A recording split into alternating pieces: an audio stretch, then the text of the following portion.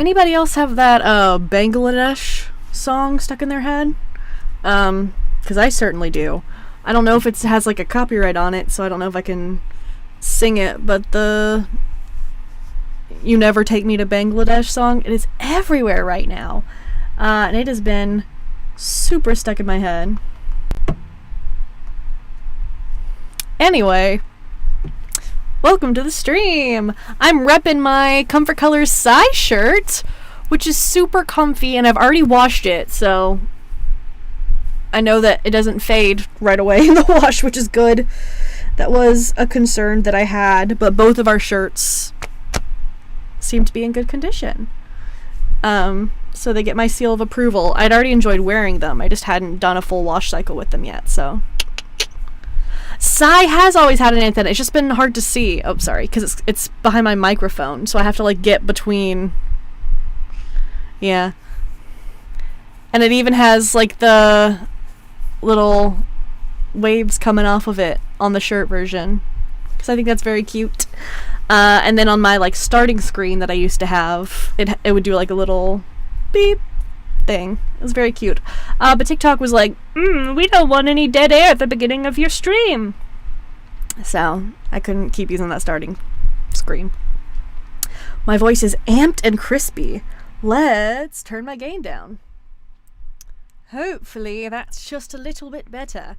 Oh, I see that Joel is in here. Joel, congrats on being the best of us, but you already knew that. Hey, Agnostic. Hey, Boogie. Hello, Neon. You were the first to comment this time. You beat Agnostic to the punch. Holy shit. That's wild. You gotta be quick to do that. We do have call-in lines open tonight. Our call screener, once again, is Crovis, who not only kicks ass as a call screener, but is almost a shoo-in to win the raffle for the call screening for this month. So, it's the point where I would feel bad if Crovis did not win the raffle. But since there's only been one call screener this month, I'm pretty sure we know who it is. Looked like the sun was coming out of my hand. Back, demon. I summon the light of the sun. Gonna get ya.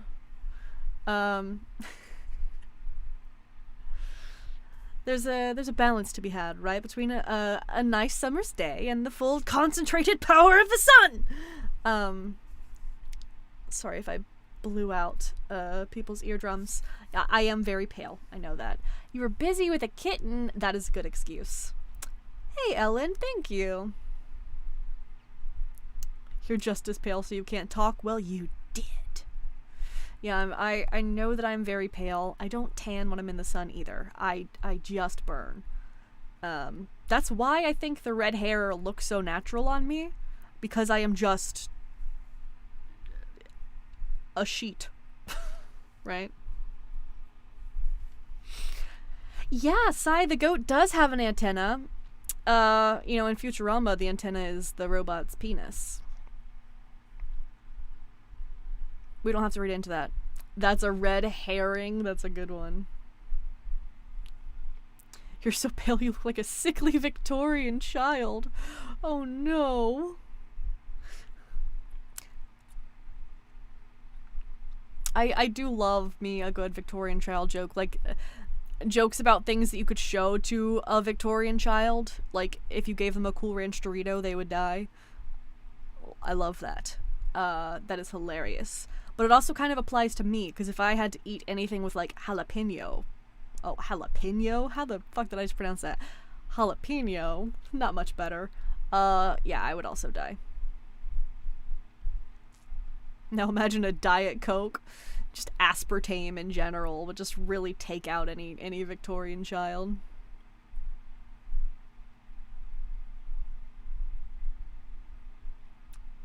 I pronounced it with spice. A flower is a spice, perhaps. A Sour Patch Kid, good. Sunlight, yes, most definitely.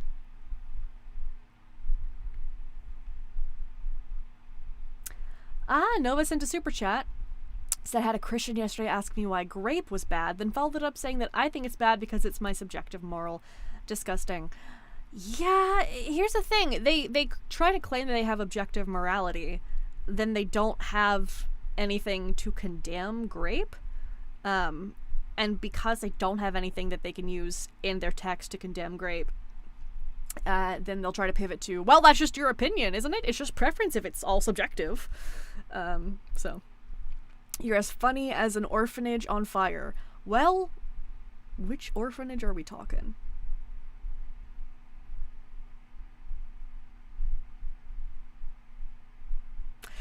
We do have a guest request. Oh, nope, they left after that joke. That is understandable. Oh, they came back.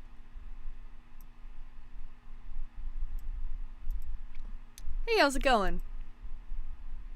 Hey, I'm good. How are you? I'm doing alright. Can I get your name, age, and what pronouns we should use for you? Yeah, sure. 29. I go by he, him, or they, them, and my name is Kayam. How do you spell that? There's different ways to spell it. Because it's not an English name. How do you spell it? Khyam. Great. Yeah. Did you log me in? Well, I put the name at the top so people can like scroll through the thing instead if they want to know when there's a change in the guest. But also, if you would please provide your mother's maiden name, social security number, the street you grew up on, and your first pet. Okay, that's exactly why I joined. I'm glad I joined. Okay, wait, I actually have to go. I'm sorry. Great. All right.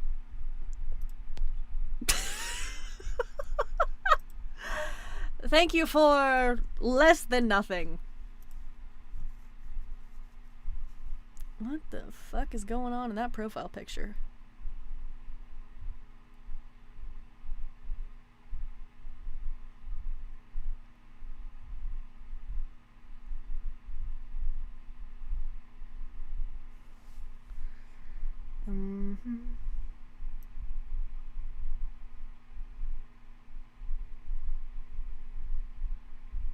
I don't see this person on the list of viewers.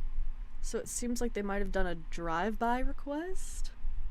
Yeah, it's wild when I ask you how your name is spelled to say, oh, it can be spelled different ways. Yeah? That's why I asked you how it's spelled. So.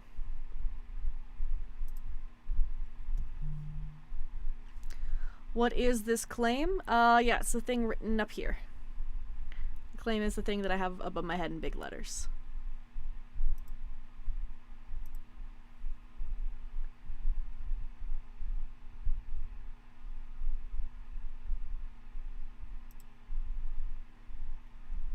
Hi, Schley! How's it going? Your name is Sittin' With You with a Z. Sittin's with you.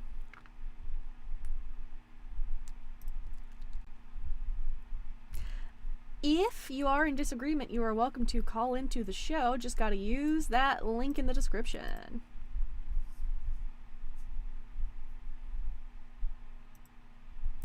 Alright, it seems that you're wasting your time talking about how much you would waste your time debating.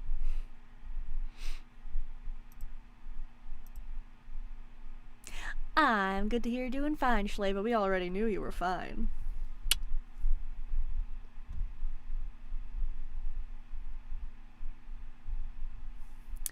Dessert or not?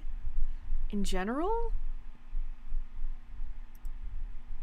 Dessert. I fear that's gonna fuel certain commenters, but...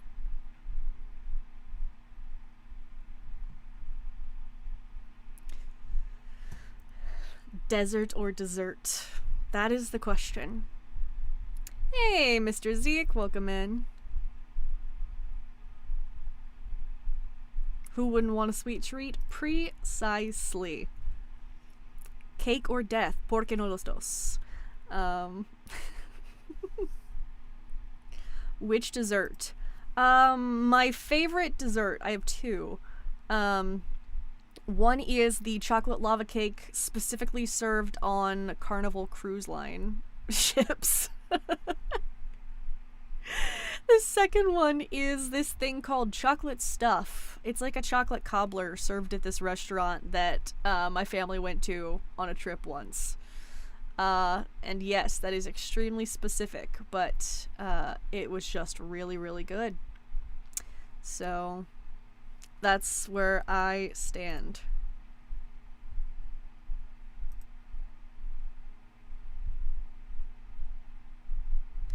Hey, Jenny, I think we've talked before, but can I get your age and pronouns? 47, she. Wonderful. What is your religion or lack thereof? I'm Catholic. I just wanted to understand your prompt. Yeah, Crispin Glover's, but no, Christians just can't grasp consent. What's that? Christians can't grasp consent. Okay. Consent. In which way? Yeah, so usually when we talk about consent in this way, we're referring to, like, consent to sexual activity, but honestly, Christians kind of just don't get consent in general, but I am more specifically speaking to consent in a sexual context. Okay. Yeah, I've seen one of these before. I don't understand it, though. They can't grasp consent. Yeah, because there are things in the Bible that God does that, like, outright violates consent, and Christians defend that, so it seems to me they don't have a solid grasp of consent. Oh. Okay. Yeah, I guess you've spoken to Christians that promote people not providing consent during sexual activity? Well, most of them, actually. Oh. That's not good. Like, Yeah. personally, do you think that Jesus was conceived from grape? No. Then you also don't understand consent.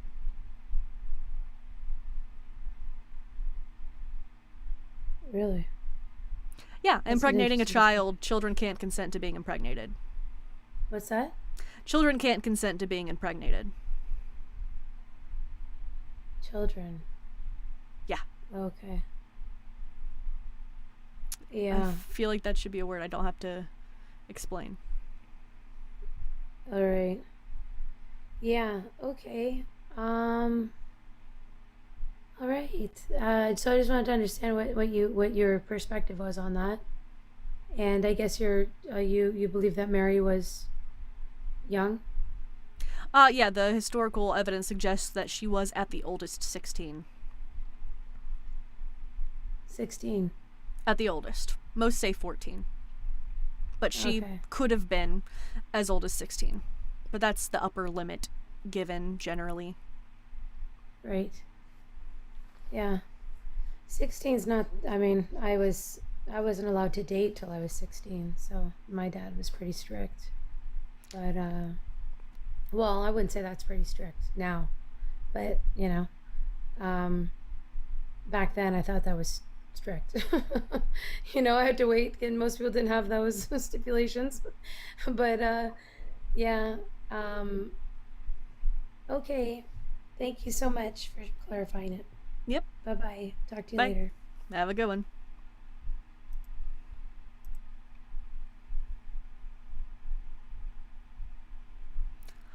A possum just fell off your porch awning? Okay, why is the exciting shit happening to you and not on my fucking stream?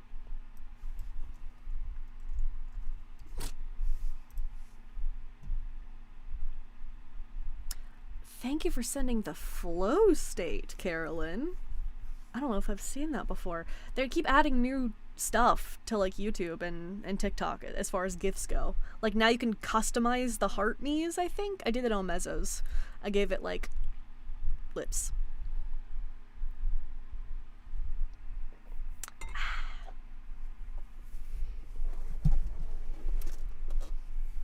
Were you allowed to date an all-powerful god? I wonder if there's a power imbalance there.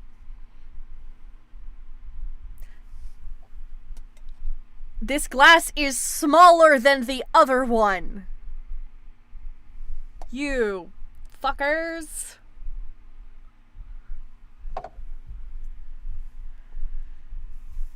These shirts, yeah. I priced them like as low as the website would let me, but the Psy Comfort Color shirts are available at the Linktree. But while you're there, if you're considering spending money, maybe consider donating instead to Arwen's GoFundMe, because her house fucking burned down. So I understand wanting to have me plug merch. I want to have me plug merch too. Bigger fish to fry right now, alright? So, you did and will again. That's the energy that I like to hear. Perspective is not affecting the cups. Look. Here's a fun little lesson. So, different cup sizes, right? Oh, hold on, sorry.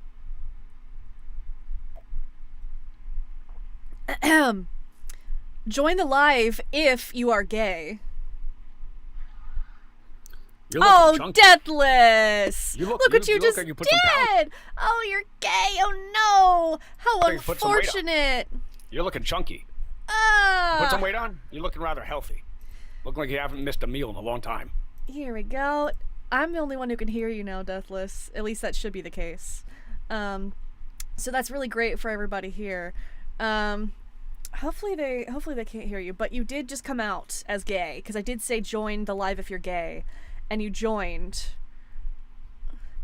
Yeah, no, I am also queer. I am also welcome to the closet. There's a lot of gay men that you're gonna be pressed up against in here. So, yeah. You're doing transphobia the wrong way. I have a vagina. A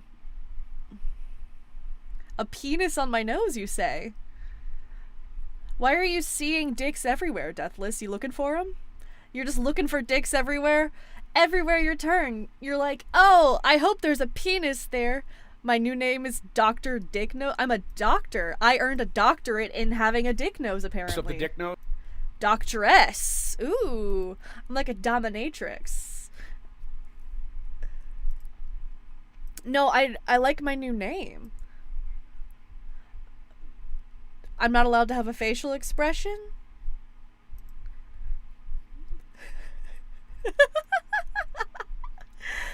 You think calling me Dick Nose is witty? You really do see dicks everywhere, huh? You're like, there's a dick over here, there's a dick over there. I'm not gay. I just think everything is a penis, and you just happen to want to put your mouth on it. So, I'm panicking so hard. My dick nose is trembling, Deathless. Stutter and slur. Only one who slurs here is you, dude. I'm just gonna let him run with it. So I'm just gonna let him do whatever the fuck he wants to do. Literally none of us can hear him now. He is continually calling me Dr. Dick Nose, except one time he corrected himself to Doctress Dick Nose, because he thinks that, like, making it feminine somehow makes it, like, a different type of insult. He's still going. I can still see that he is talking, I just can't hear him, which is great. Yeah, it's Deathless. It is Deathless. Oh, you can't hear him because I muted him. I muted his audio through TikTok Studio, so literally nobody can hear him right now. He is fully talking to the void, just saying that different parts of my face look like a dick, while also trying to assert that he is a straight man. He's like, every part of you looks like a penis, and that must mean that I'm very straight. No, he can't unmute because I didn't mute him through the mute feature on TikTok. I muted his audio output in TikTok Live Studio. So nobody can hear whatever he's saying. Let me check in and see how he's doing.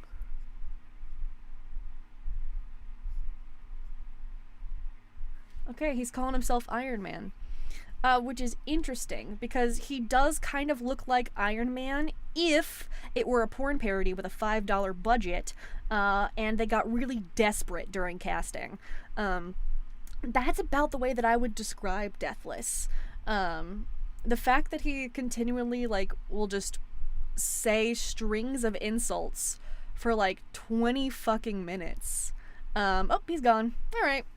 I have no idea what he said at the end there, but he was just saying that different features on my face look like a dick. So, I'm sorry that you all missed his just sparkling commentary, but I will say that might be the most pleasant encounter that I've ever had with Deathless because I didn't have to hear him.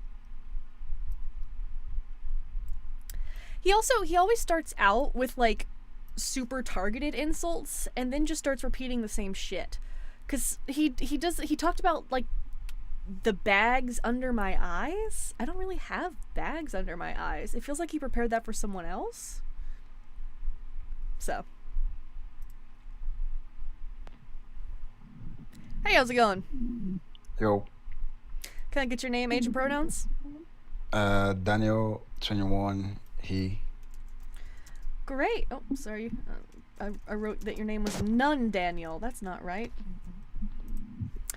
So, Daniel, do you have a religion? I'm Christian, yeah. Wonderful. Hi, Crystal. You just missed Deathless. It was great. I muted him. Yeah, so Christians can't grasp consent. What are your thoughts on that? I think you're wrong. But at the same Gotcha. time, I do get what you're saying, though. Okay. Would you then affirm that Jesus was born from grape? No. Okay, then you also don't understand consent. No, because before the birth of Jesus, they literally told the father that the mom is going to bear the child. And the whole story isn't written in the Bible, so probably he told You're just demonstrating even more that you don't understand consent. Because telling a man, hey, I'm going to forcibly impregnate this woman, is not the woman being able to No. consent to that process. They didn't. Did you ever read where they said he forced himself on her? Well, she was a child. Children just generally can't consent to being impregnated. So, How old was Mary? at the oldest 16, most likely 14. But it was never stated. Yes, Sorry? it wasn't. It was never stated. It was never stated. We're going off of historical context, and also the church writes that she was 14. The belief of, I believe Catholicism is that she was 14. But historically, the marrying age for Israelite girls, or women as they were considered at the time, would have been 12 and a half to 16. Okay. So since she was betrothed already, that means that she was very likely between the ages of 12 and 16. So... Okay, I'm about to make a statement that's about to sound so wrong, but hear me out. Then maybe think about it one more time before you say it. Yeah, I already thought about it. I kept quite right about it. Okay. I want to say, yeah, at that time, in the past, No, there's so don't many say things it's that different. Don't say that she it's was different, like... but it is different. No, But it is it different. wasn't. You should have thought about that at an additional time, Daniel. I know. You really I know, should but- have. Because that's grooming that you're talking about there. Like, oh, she No. was mature for her age because it was back then. That's just not how that works. She but was a that's how it child. works, though. She was a Yeah, child. she's a child. She's a child. Yes, I know. Right now, in today's world, it's a big sin. It's a big crime. And God would have known that she was a child, right? God would have known that she didn't have the intellectual capacity to know what she was assenting to, and also would have known the power dynamic between an all-powerful God and one singular Israelite child. So...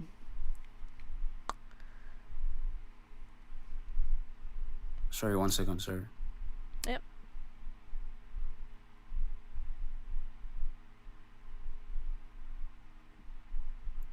I do get your point. I do agree with you that Eat your shit. can you hear me? Oh, okay. Yeah. I do agree with you that in the past that most of the marriages were of women that were like young, those were like Yeah, they were girls. girls. They were 12 to 16. 12 and a Yeah. half to 16. But So, but like I said, yeah, in the Bible it doesn't state Mary's age.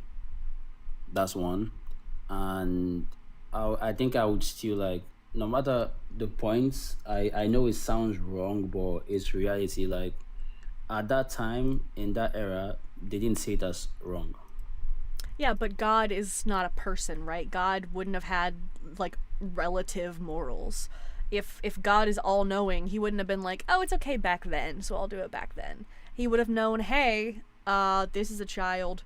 She does not have the capacity to consent to what is about to happen to her. But God impregnated her anyway. So that's a violation of consent. Fair points. You make a fair point. I can't say what you're saying is incorrect, but I can't also say what I'm saying is also incorrect. Well, I would say what you're saying is incorrect because you're justifying impregnating a child.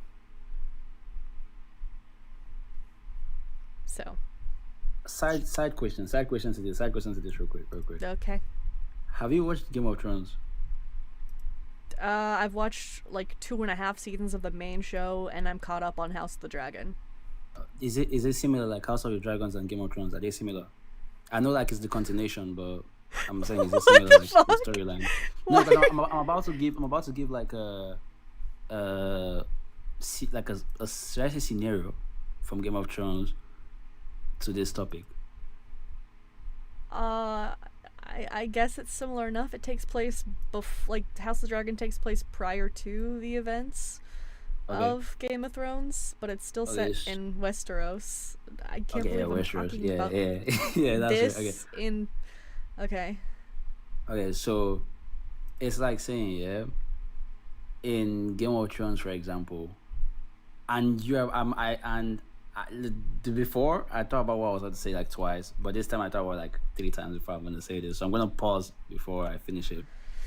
But it's like saying that how the women were wedded in Game of Thrones, that's not the same way it is right now. You know, like of course people, their mentality and everything changes. But no one in Game of Thrones is claiming to be an all-powerful, perfect god. Well, no one is like actually claiming to be an all-powerful, all-perfect god, right? The God of the Bible tries to claim that he is the standard of morality, that everything he does is absolutely perfect. He is the source of goodness. So if he is all-knowing and all good, why would he do something that we can now see is so obviously wrong? He would have the foreknowledge to know that it was wrong. Fair enough. I keep on saying it. Yeah, I don't think what you're saying is wrong. But Well, all right. But hear me out. Aside from Aaron suffered because he was forced to. But aside from, I don't want to talk about like the God part right now. I don't have any counter for that. But Okay. can I hear? I think our conversation is over then, because you've kind of just demonstrated what I said, and I have 4 other people waiting. All right. Appreciate you coming in, Daniel. Have a good day. Have a good one. Yeah, I'm not just gonna go into something else. Let's see. I'm gonna bring in.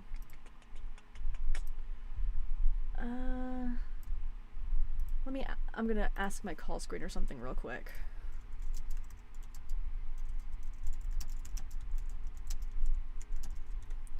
In the meantime, I'm gonna bring up Christian. Hello? Stop calling when you're in the fucking shower.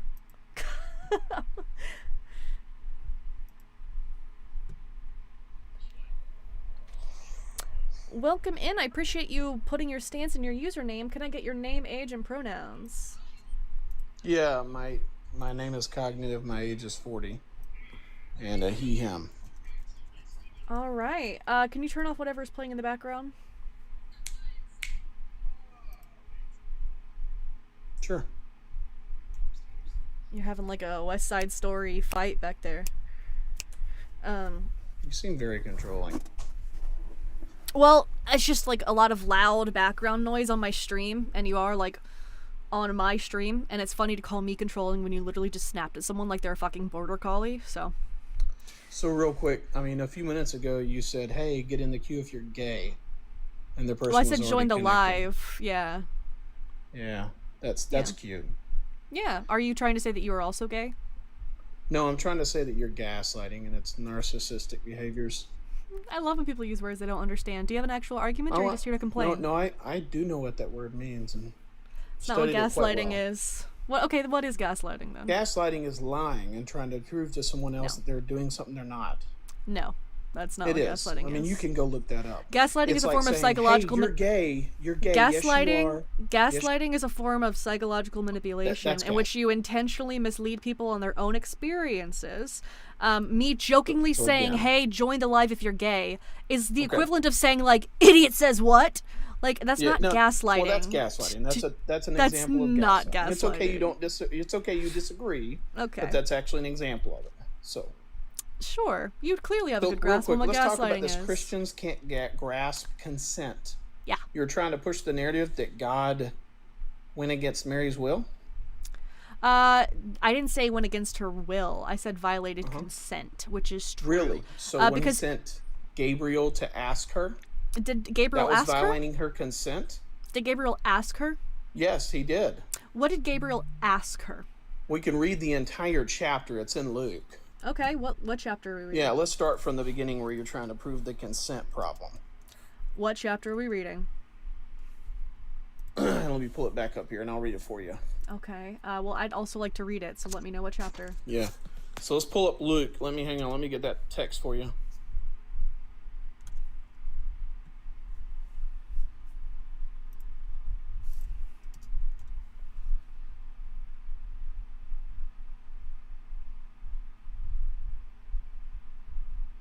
Because, like, I remember reading this, and I personally don't remember any question marks. I just remember periods. So. For instance, in Luke 1, Luke 1:28, talking of Gabriel, it says, "And he came to her and said, 'Greetings, favored one, the Lord is with you.' But she was much perplexed by his words, and pondered what sort of greeting this might be. The angel said to her, 'Do not be afraid, Mary, for you have found favor with God. And now you will conceive in your womb and bear a son, and you will name him Jesus. And he will be great, and he will be called the Son of the Most High. And the Lord God will give to him the throne of his ancestor David. He will reign over the house of Jacob forever, and of his kingdom there will be no end.'" When did he ask her? Well, when did he force her? That's not what you said. You said he asked her. No. I want you to prove to me You that said- he violated her consent. Cognitive, you said Don't that Gabriel gaslight. asked her. So in the olden days, Where the translation that is her Did question. Gabriel ask her? Okay, then you read your translation. Where does it ask Fine. her? I just proved it to you. I said in the olden translations, that's What asking. translation? She could have said no at any time. What translation? So Ooh, again, just lack try of to an prove your okay. narrative. Absence of a no is Try not the to presence of a prove yes. Your narrative Absence of a before no. you crash out. Absence of a no is not the presence of a yes. You are just Your- demonstrating that Christians don't understand your consent. So, Before tell me what translation Gabriel asks her I- anything. Are you serious? Tell me what translation. No one can hear you right now. No one can hear you. I'm going to wait until you stop talking. No one can hear you. I cannot hear you. Chat cannot hear you. We're going to pretend you don't exist until I see that you've stopped talking. So nothing in here demonstrates that Gabriel asked Mary anything. Your specific claim, after trying to describe to me what gaslighting was, your specific claim was that Gabriel asked Mary before she was impregnated. However, when I read the text to you, the text that you referenced, I can still faintly hear that you're talking. You've yet to be quiet. That's so interesting. In the text, it very clearly states that this will happen. This will happen. He will bear a son. You will name him Jesus. He will be called Son of the Most High. So never during that did he ask her permission. Now, here's the thing, because when I'm talking about like Christians not being able to grasp consent, part of that is the fact that they think that the absence of a no is the presence of a yes. If you ask someone, hey, can I kiss you, and they don't answer, and you kiss them, they did not consent to that. Consent needs to be freely given, reversible, informed, enthusiastic, and specific. Literally none of that is present in this text. It is astounding that you have not taken a breath. You are talking to nobody. And the only thing that you have been able to demonstrate is that you don't understand what consent is. So I don't really know. Yeah, he is still talking. It's just, you're kind of clearly demonstrating the very thing that you were trying to argue against, and it's also funny that you are trying to tell me what gaslighting is, because your initial claim was Gabriel asked her, and then you changed it to, well, tell me where Mary said no. Which is not what we were talking about, right? We weren't talking about whether or not she said no, because I didn't say it. I actually disagreed and corrected you that I didn't say that he went against Mary's will. I said it was lack of consent. So lack of a no is not the presence of a yes. So, Cognitive, I am eventually going to need to go to another guest. I've given you about 3 minutes now to stop talking. And despite the fact that literally nobody here can hear you, you still haven't. Which is astounding. I'll let you guys hear for a second that he is indeed still talking. Because he can't go for more than like I have the same respect 0.5 levels. seconds without hearing himself talk. So I've tried to explain to him multiple times that literally nobody can hear him. But this, my friends, is just a perfect example of the title above my head. So he is going to say that this is a win, that I crashed out, and that I ran when I drop him, when in reality, he has been speaking to thin air for around 4 minutes straight without taking a single break. So I am going to let him go, knowing that he is going to whine in the comments and act like he won, because this is a wonderful example of what happens when there is a pigeon at the chessboard. Goodbye.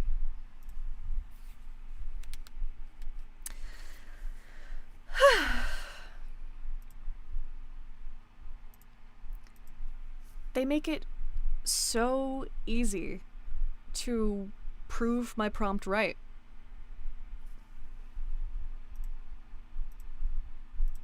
Next up, over on the link tree, if they're still here, 33rd frame, can you hear me? Oh yeah, I can hear you just fine. Let me pause the or mute the stream. Okay, go ahead. That was wow. I honestly, I'm gonna be straight with you. Like, I kind of called in like a little angry at your title, but after listening to the last two calls, I feel like wow, I actually agree with her more than more than the other people. Yeah, House of the Dragon, isn't that such a great debate topic for Christianity and consent? Well, I almost anyway, no longer sorry. consent to watching it anymore after seeing the season premiere, so we'll see. Yeah, no, That was I some haven't even seen it, garbo. yeah. Yeah, so your title, I kind of get what you're doing, but I do respect the fact, like when he said let's read the whole chapter, I was like, dude, come on, get off the air. But you went there, you actually started reading the chapter, so I really respected that. I mean, yeah, I try to put my money where my mouth is. Sometimes I put my mouth where my money is. It tastes like blood.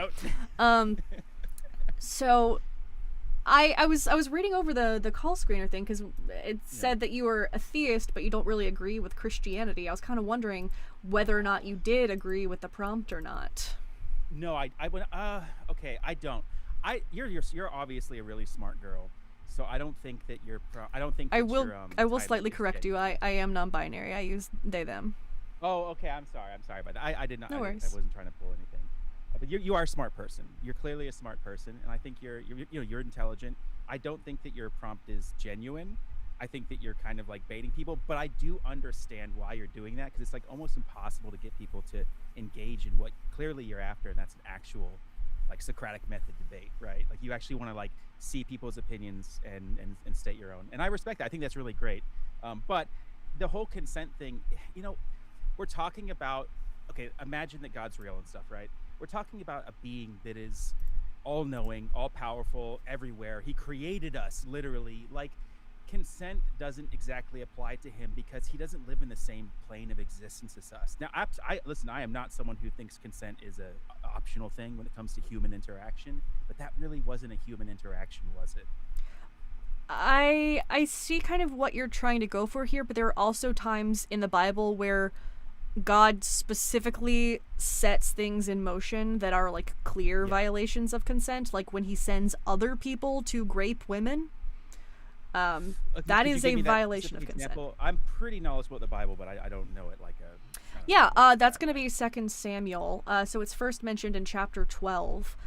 This is considered to be a punishment for David after he grapes Bathsheba and has her husband killed in war. Yeah. And it's like kind of a general statement of like the Israelites will suffer with, you know, all the sadness. Not quite. No, in this case, God specifically says that, and I'm slightly paraphrasing, but it's pretty close to the actual wording. The sword will never depart from your house. I will raise up trouble against you. I will take your neighbor. I'll take your wives before your eyes and give them to your neighbor, and he shall lie with them in broad daylight. So God basically says rape. That could just mean that like you're not gonna be like these women will go with, they'll like want to go with these men. That could be an interpretation. Hold on, right? But in chapter 16, it actually happens, and the way that it happens is very clearly grape. The way that it comes to fruition, David's son Absalom, he stages a coup. Oh, that's right. Yeah. He drives David out of his own palace. David, when he is fleeing, leaves behind 10 concubines, wives, whichever phrase you prefer, to look after the house. So these men who have staged a coup, by that logic, are likely armed, and all men storm this palace with these women. Absalom asks, okay, what do I do now to assert my power? And Ahithophel, his advisor, who is also supposedly giving the will of God, says, take your father's wives and lie with them on the rooftop. Now, the penalty for adultery at the time would have been death. If those women really wanted to sleep with their stepson, because Absalom was David's son, if they wanted to sleep with their stepson that badly, they would have had every reason to do it in private. That's clearly not consent. So because God said, I'm going to make this happen, and this was obviously not a consensual encounter, that is God setting in motion these events that strips these women of their agency, puts them through something horrible, and then phrases it as a punishment to David. So that's more what I'm criticizing. Yeah, no, I mean, listen, I do see your point. I think there is nuance here, and I'll say that without trying to undermine the sadness of that, because like we're talking about this like it's some sort of theological discussion, but imagining that it's real. I mean, some people could say it's not, some people could say it is, but if you imagine that it's real, that was a real moment of sadness and tragedy for those women. And like, did God set that in motion? That's really the question here. It's like, did God do that? Was he the one who did that? I would argue that no, and that the wording either A, like my personal, like I struggle with this as well, but my personal, the way I see this is either A, the people who wrote the Bible misunderstood God, which, hey man, that's humans. We're going to misunderstand this being, or B, it was a hyperbolic expression, which listen, you know, Jesus uses hyperbole quite a lot, right? He uses it all the time, and that could have been a hyperbolic expression. Did he actually set it in motion? I personally don't think so. I mean, the question is, does God make bad things happen, or does he just let them happen? Well, I would argue he just lets them happen. He seems to pretty clearly claim credit for this. There's also the fact that this specific thing, this part of the punishment, is a mirror of what David did with Bathsheba and Uriah the Hittite, because women were seen as the property of the men that they were either married to or the daughter of. So David, by graping another man's wife, committed a property crime. So to mirror that as part of the punishment, God is saying, as part of your punishment, this same thing is going to happen to you. I mean, like cause and effect, though. I see that quite often in the Bible. And this isn't something that I could quote from like a specific verse. It's more of just like how I understand it and how I think it is meant to be understood. that God is kind of a representation of the cause and effect of our sin. Like, it wasn't that like I'm God and because you did this, I'm going to punish you with this. It's more like the wages of sin is death, right? Like, because what you did this thing here, these are the effects that's going to ripple through your life, and of course this is one of those things. I do. But how see that there's I'm being no semantical there's no causation there. Nothing about David raping Bathsheba would have directly led to David's wives being raped. Well, live by It's the not sword, it's die not by a the sword, natural. right? He's invited that spirit into his life. He's invited that That's wickedness, not. You can't well, just say that, because then absolutely. anything is the result of anything, because we have original sin. So anything that happens can just be the result of original sin, and somehow that makes it our fault. Like, you can't just say No, any no, bad thing that happens is the wasn't result of I wasn't sin. subscribing fault to any. Well, yeah, like absolutely what David did. When you do evil things sprout up in your life. It's like a garden, right? Like, if you sow the seeds of good will grow. If you sow the seeds of evil will grow.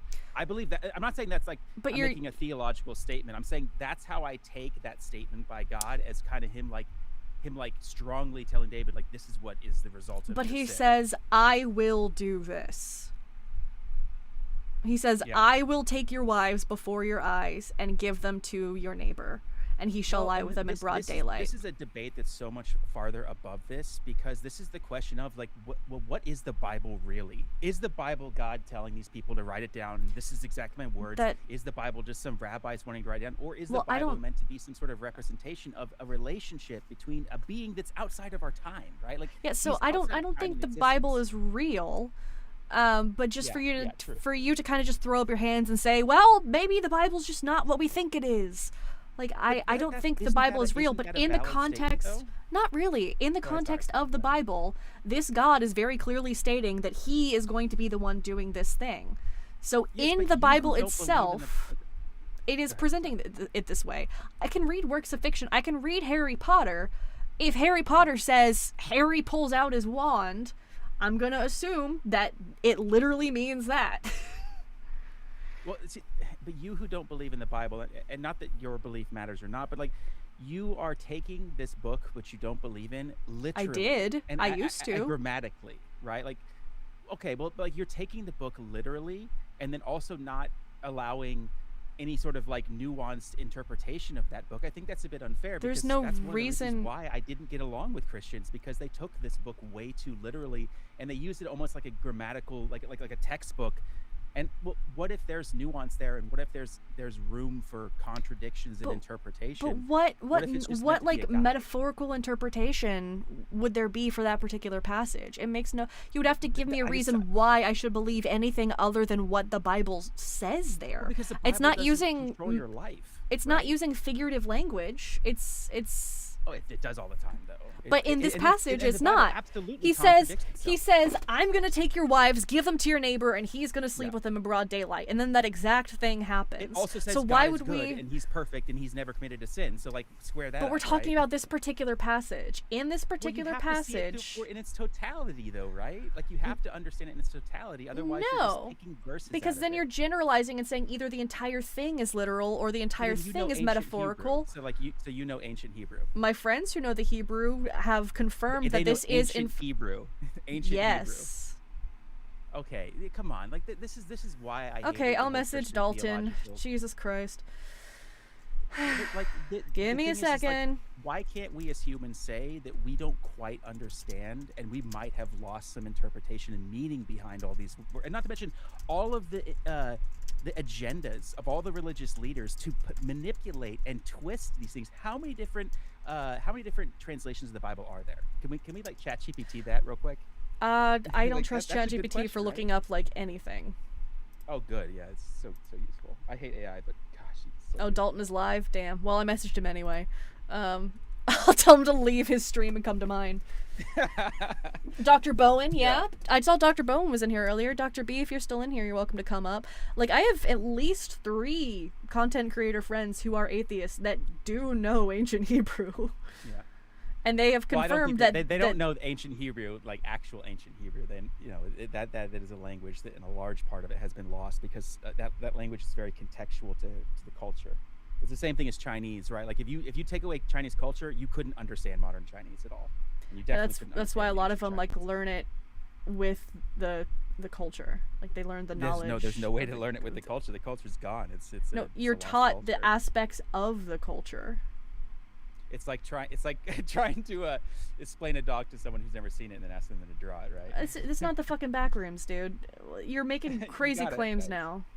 No, well, it's not a crazy. It's a direct correlation to the fact that how can you learn a culture through a textbook when culture is something that has to be lived, right? But I'm sorry. It's partly my fault. I do think we're off the original discussion. Well, it's entirely your fault. Let's You hard pivoted to, well, we can't know if the Bible means anything at all. Which is kind of it's the equivalent of just like saying, well, solve solipsism in any philosophical argument. It doesn't really help if you're just like, well, the Bible actually doesn't mean anything at all. We have to read the Bible. Your opponent, you have to be able to reiterate their argument in a way that they themselves even would agree with.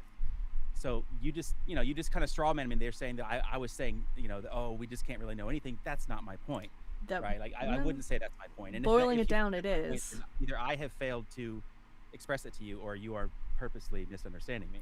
I would say the former, because you have said, well, we have to look at the entire thing, and by looking at the entire thing, we have to make a generalization about whether or not every single thing in the Bible is literal or every single thing is metaphorical. And because nobody ever can possibly know ancient Hebrew, it is literally impossible to know the original meaning of the Bible, because none of us were alive when it was written. Therefore, none of us can actually know with certainty what the Bible is saying. Those are the points you have made. I can't get behind that exact interpretation. You're somewhere within the area, but you're definitely not representing me the way that I would agree with. What I'm saying is that taking a Bible verse or taking any passage from the Bible and ascribing some sort of grand theological, moral, or ethical argument to it is not genuine, because the Bible itself has many different lost translations, mistranslations, misunderstandings. And instead, if you want to take the Bible as something that's meaningful, which it absolutely is, whether you believe in the Bible or not, it is a meaningful book and it has meaningful lessons in it. If you want to take those arguments and apply it to the Bible or the theology of the Bible, you have to take it, at least I would say the entirety of it, but you have to like scope out a bit, right? You can't just zoom in on one chapter or one phrase. And the idea of Christians when we're discussing a contained story, when we're talking about a contained story, I think that's reasonable. Okay, true. I do have someone here who does know the Hebrew. I am concerned that he will not be able to hear you and vice versa. We will see if that is the case. But Dr. B, if you want to request up.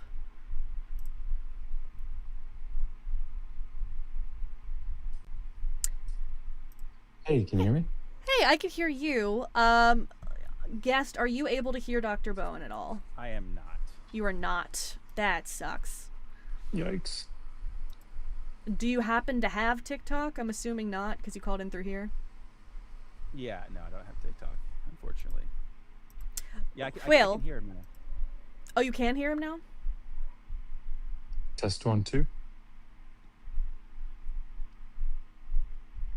So no, I can hear him, but I hear him through the stream, so I'm having to be like really quiet because I'm hearing like two voices from you. Gotcha. Well, I will try to be quiet, and I will just try to relay to Dr. Bowen the best that I can. Dr. Bowen, 33rd frame here says that it is impossible to truly know ancient Hebrew, because in order to understand ancient Hebrew, you must have lived the culture. And because nobody alive lived the culture present during the time when ancient Hebrew would have been used, then we cannot know the meaning behind it. Yeah, I mean, I guess that's true in the same way that we can't know anything about the past. We can't really know anything about it because, you know, understanding events that have occurred in the past, it's, you know, I guess, and this isn't my area of specialization, like this more philosophical aspect of it. So yeah, I mean, like at that level, I suppose, you know, there's a conversation to be had there. That's going to be true of anything, though, right? I mean, like I can't truly know what someone in California means when they talk then, because it's not the culture that I grew up in. So I can't truly know what somebody's saying over there. So I mean, I think there are varying, like those are things that we all have to bear in mind as historians or philologists, but that doesn't stop us from making, I think, really tremendous headway in ancient languages and cultures. Gotcha. Do you see any reason to believe that God stating in 2 Samuel 12 that he was going to take David's wives before his eyes, give them to David's neighbor to lie with him in broad daylight, do you see any reason to believe that that was a metaphor or figurative language, given the way that it was written in Hebrew? Certainly not. There's nothing in the language that would suggest that, and certainly not within the narrative itself. I mean, like you see, there's symmetry between, as you know, I'm sure, but like there's symmetry between the things that David did and the things, the judgments that are brought upon him. Yep. And these other people that actually suffered because of his sin. There's symmetry there, and I mean, like, for example, the thing with his concubines being given over for grave, like, as you know, like, this is fulfilled directly in chapter 16. So like I don't think there's anything either in the narrative itself or certainly not in the language that would lead me to suspect anything other than this inside the framework of the narrative, that this is what the writers are trying to say transpired. All right. I think that's the main questions that we had. Unless 33rd Frame, do you have any other question? Well, it's really unfortunate that I don't get to talk to Dr. David. Is it Dr. David? Yeah. Dr. Nice Bowen. Oh, sorry, Dr. Bowen. I was hearing David over and over. I think his points apt. I would say, if there's no sort of connotation of interpretation of that, okay, we can just say that directly. Then God was the one who made this happen.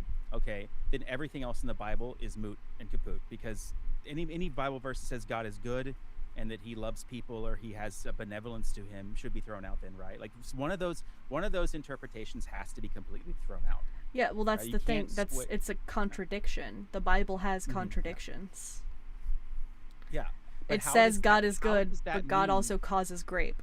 You're very close to the point here. Well, I'm about to nail it right now. How does that correlate to modern day Christians not understanding consent? Because Christians, in an effort to uphold their God being perfectly moral, condone what God did in that passage. But that is unbelievably untrue. Maybe some do. I have never spoken to a single Christian who has said this was wrong that God did this. But, like, okay, how can you say that, like, this was wrong that God did this? We're reading, like, words on a page. You have to understand, from the Christian's perspective, God is a real, living, he's a being that is here with us right now. And so how are you going to square the fact that the God that they believe in is perfectly good, and these words in the page mean that he did these evil things? Like, clearly there's some misinterpretation or misunderstanding there. Because they reframe it. Here's the thing. They come in, and I'm sorry, Dr. Bowen, that you're only hearing part of this conversation, but they come in with this presupposition that anything God does must be good. Hold on. Who comes in with this presupposition? 33rd Frame, I've literally talked... They come in with a presupposition. I have talked to literally hundreds of Christians on my streams. Yeah, there's millions. There's billions, right? I have not talked to a single one who is like, oh yeah, it was bad that God did that. It was a violation of consent. God did something bad. Every single time. If you were an evolutionary biologist, they would fire you for this. I went out to the jungle and I saw 6 blackbirds that made this thing, so therefore all blackbirds do this thing. I am an evolutionary biologist. Well, then you need to have a come to Jesus moment. Like, you can't say that you've met hundreds of Christians and they've all said this one thing, which, by the way, is just your words. I've debated hundreds of Christians. I've known thousands. Okay, 33rd Frame. I need you to take a breath. Disagree with you. I need you to take a breath. Disagree with I you. have remained consistent. I'm gonna have to be. You are getting a little bit worked up. I've remained consistently respectful to you through this whole thing. I understand that what's happening right now is difficult to justify. It is difficult to hold those perspectives at the same time. There is a level of cognitive dissonance, and that is frustrating. I don't need you to take that out on me. Things I don't have to square those things. Okay, well, you were just talking. I'm just saying, like, you can't say that all Christians believe this. Clearly, you want people to call in and disagree with you, which they do. And obviously, you're not getting the brightest of the bunch to come in oftentimes talking about House of the Dragon or something, right? But like, still, you can't actually believe, because I know you're a smart person. You can't actually believe that Christians square up rape to a child with their God being good. You don't believe that, right? They convince themselves it's not grape. No. It's cognitive dissonance. And I was a Christian for almost 2 decades. I was a God raped Mary? devout Is that what you're Christian. saying? Yeah. Let's But that's not what we were talking you think about. God But raped yes. Well, that's exactly the main topic that we should have stuck on, right? Is like, so you think God I mean, raped Mary? sure, but you were talking about how that wasn't the same thing because it wasn't an encounter. Like, it was a non-human encounter because God is a being on a different level than us. So I brought it down to a very human level. No, I think and described an example is much instance. better, by the way. Yeah. So Go ahead, sorry. that is an example in which God very clearly violates people's consent.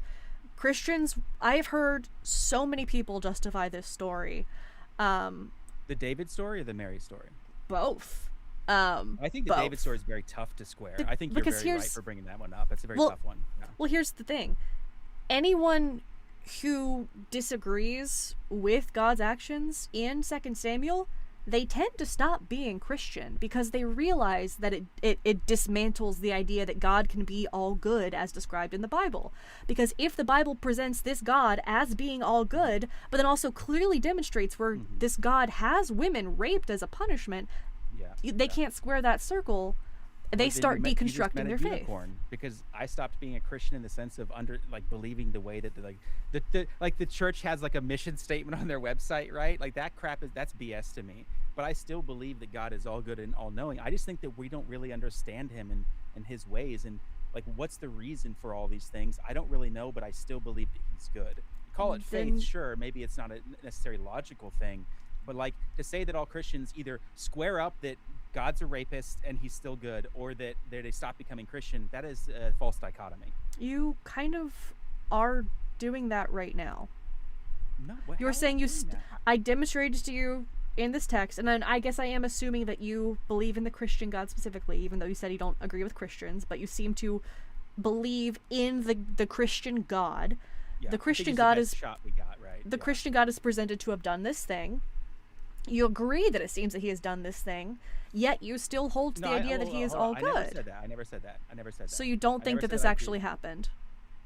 I don't think it happened in the way that you are making it out to happen.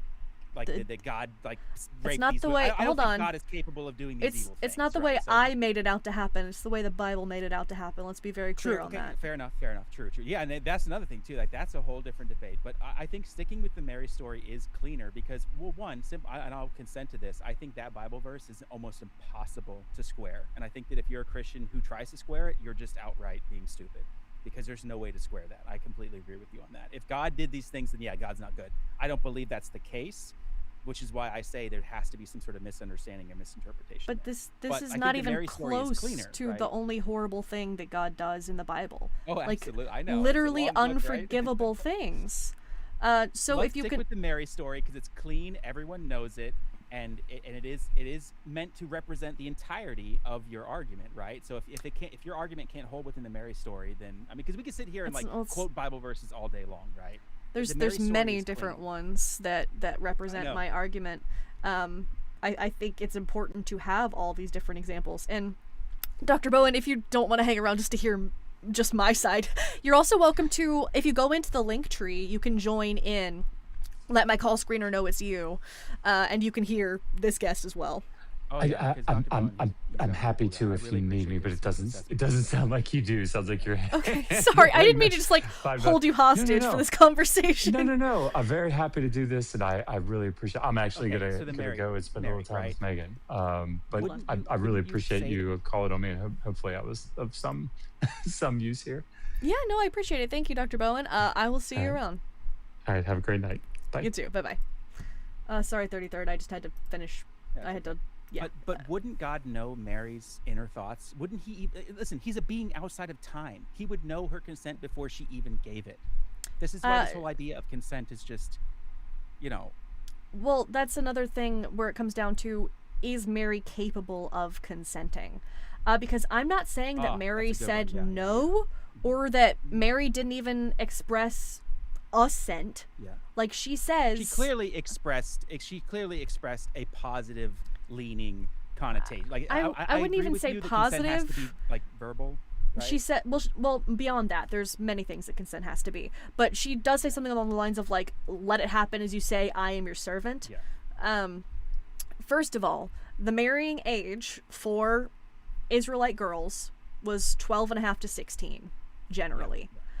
Because she was betrothed, it's reasonable to place her within that age bracket, which means at the oldest, Mary was likely 16. I think you and I would both agree, children cannot consent to being impregnated. Okay, now listen, then that's saying that all of human history, every single man who ever married is a rapist, bigoted, like, monster. And there's plenty, like, listen, that was the culture. That was the culture. And this is the debate I was having the other day with someone about, like the age of consent in culture. How do you square that up with you as evolutionary biologists? When does a girl, when is she ready for reproduction? Like, what's the general age? Like, biologically. Okay, well, there's a difference in being biologically capable of reproducing, Yes. and the age at which it's safe to do so, and the age at which they have the cognitive ability to understand what they are assenting to. Yeah. And 16 it's like a pyramid, is right? not that. No, absolutely not in today's age, right? Like, but back then, that was the time. That was the culture. The development wouldn't have been significantly different. It's not that 16-year-olds back then were that's more actually, developed as cognitively. evolutionary biologists, you should know about this. There's a lot of evidence for the fact that we have, like, prolonged our what is it, when you grow up, adolescence. We have prolonged our adolescence due to of our age, of our, like, culture getting older and older. Not significantly, and not over the past 2,000 years. No. What's the average age that we die now versus the average age that they died back then? That's completely different than adolescence. Those would be completely different things. Well, if you take a percentage, like adolescence is like 20% of your life, and if your life is longer, then, like, your adolescence is going to be longer. Like, you're going to be like, I'm going to be more of a child. That's not how that works. No. So then you're saying all of Hebrews were rapist, bigoted people because they had married their children off at 12. So I would say that is a bit of a straw man. I'm not saying it was their intent what are you to saying, rape, though? Because but if you're when saying that Hebrews let women marry at 12 to 16, and then but God stepped in and he was with Mary at 14. Now he's some sort of rapist because she was a child, but that was the age of marriage. Would God have been aware that she was not cognitively developed enough to understand? Oh. Well, yeah, but, like, how are you saying that she is or not? That you're saying that all women that had babies and had marriage back in that time not were women. not girls. Sure, okay. You're saying that, so then every single person who married back in that time was a pedophile, essentially, because they were marrying a child. Yeah. Having sex with a child does in fact make one pedophilic. Yeah. That's the statement. That is taking modern day understandings and just copy pasting them over all. So of the history. meaning, so that would have had a different connotation in culture. Probably to them, it wouldn't have been seen as wrong to call them a pedophile because they've been like, sure, I'm married to a 12-year-old. I guess that makes me a pedophile. Do we even know the percentage of marriage? Like, how many? I don't know this. I'm asking you. How many marriages were with a girl that was 12 to 16? That was the typical marrying age. First marriage was generally going to be during that time. So yeah, it was a horrible practice that should not have been done. Is it just Hebrew culture? Because it seems like everything I learned, it's like all of culture was that. Not just, but again, this isn't super relevant because we're not talking about a man impregnating a child. We are talking about a supposedly all-knowing, all-powerful God impregnating a child. So the cultural practices of the time shouldn't have had any effect on God's knowledge of her being incapable of understanding what she was assenting to. And this again is just a misunderstanding of consent. She was a child. There was a massive power imbalance as well, because would she have had the option to say no? I mean, first off, what you've just done is you said you've just excommunicated yourself from all of human history, which I think is just incredibly arrogant. To think that we now, because of our modern sensibilities, understand more than 10,000 plus years of human culture and society is incredibly arrogant. Because, like, dude, most of us are stumbling through life. We have no fucking clue what we're doing, and we look to history and we're just gonna say everyone was a rapist, pedophile. Like, that's I can't understand how you could square that in your mind as a statement that would bring you any wisdom. Like, clearly, people from the past did things wrong. I mean, they thought that, like, bacteria was miasmas and stuff. Yeah. But then to say that everything that they did in their entire culture was some evil rapist, pedophile, like, that's, no, there's plenty of wisdom from the past, and there's plenty of beauty in culture, and that was the culture for pretty much most of human history. What do you that call? were what we would consider now. I'm sorry, to be I can't keep children letting were you go on actually these of super marrying long age. monologues misrepresenting my position. So let me ask you this: what do you call an adult who is attracted to and has sex with children? That's a straw. I'm not saying that. If you are with a girl who's under 18 right now in this day and age, you are a PDF file. There you go. Because What that's do our you culture. call an adult who is attracted to and has sex with a child? A PDF file. So if there is an adult who is attracted to and has sex with a child, by your own definition, what would that make them? That would make them a Hebrew, apparently, because ancient Hebrew. Sorry, that would No, make you're them an dodging ancient the man. question. So by your definition, God is not a man. God's not a man. by So your definition, if there is an adult who is attracted to and has sex with a child, what would that make them? I just told you a PDF file. Are you? Why? Well, no, you said a Hebrew man. You were deflecting. I said I said a PDF file first, and then you asked it again. So I said I guess ancient Hebrew. Yeah, so I was applying it specifically to a situation where, like, if someone did do this I know thing. you want me to say that God's a PDF file. Like, I know that. No, I know that you're trying to semantically trap me into No, saying that. 33rd frame. I need you to stop trying to predict where I'm going with things. You don't. I'm not trying to do You're these such a like smart, little you know what's frustrating traps. me is you're so smart and you're clearly you are trying to cleverly trap me. And like I feel like we were actually having a good Socratic debate. Like we. I thought we so clearly too. don't This see is eye to eye, disappointing. but like, don't try to semantically trap me. You know that like I'm not trying to say that. You know that. You know that. Don't be honest, right? Be honest. I'm not trying to claim that God is a pedophile, because I don't think God had intercourse with or was attracted to sexually Mary. However, your argument was that it was crazy for me to define adult men who married and had sex with children as pedophiles. Say it like you mean it. All of human history, all men who marry are PDF files. By Any your man definition. who married and had sex with a child was a pedophile. That's crazy, because you're completely taking all of human culture and society out of context. You're an evolutionary don't think biologist so. who doesn't believe in God. I'm always surprised when I hear you guys talk about the age of consent and biology, and you completely try to separate it. Like, what is the age at which a girl is biologically ready for reproduction? Again, ready for reproduction is not the same thing as capable of consenting. Ready for I'm reproduction not trying to could trap you. I'm genuinely asking because I don't know. by yeah, the but the way. youngest Sorry. we've ever had someone who was able to reproduce that in recorded history was I would say 4 the- years the old. average safe. Let's be fair. The average safe value. Because I think you were right to say safe, because I think that's a very important point. What's the average safe age Well, for a girl to reproduce? Safe's gonna depend. Typically, for getting your period now, it's between 9 and 13. I don't think you would say That's that not that's a safe good though, age right? to start having No. sex with I a don't child. think anything under 18 is a good age, especially in modern day times, right? But I would say I will give leniency to the past, because I understand that I don't live in their time where they died at like 30 years old, right? You know. But like, yeah, absolutely. Now 18 and up, baby. That's that. If you're not a kid dating in high school, it's got to be 18 or up. I'm 100. Let me just make that clear, right? But so the question is, what's the safe age? Do we have? I mean, should surely a scientist have a number of what is the safe average age that a girl can reproduce? I think safe would be relative. What do you mean by safe? It would vary. We can have a general. I mean, they told us to put masks on because they had a general understanding of 6 feet. Like, surely we can have a general understanding of what a safe age is. Right, for but women to does safe mean like what level of? Sorry, this is a. I don't want to get into this huge pivot. I think all of Yeah, us sure, would agree sorry. that 12 to 16 would not be in that range. So you think a girl having a baby at 16 is not safe biologically? Generally, no. I say culturally, it's definitely not safe, but I don't think you have any evidence of that biologically not being safe. You don't think there's any evidence of it not being safe to give birth at 16? Biologically. I don't know. Don't misquote me, because this is a very important thing not to misquote. I said culturally 100%, mentally, societally, not good, terrible.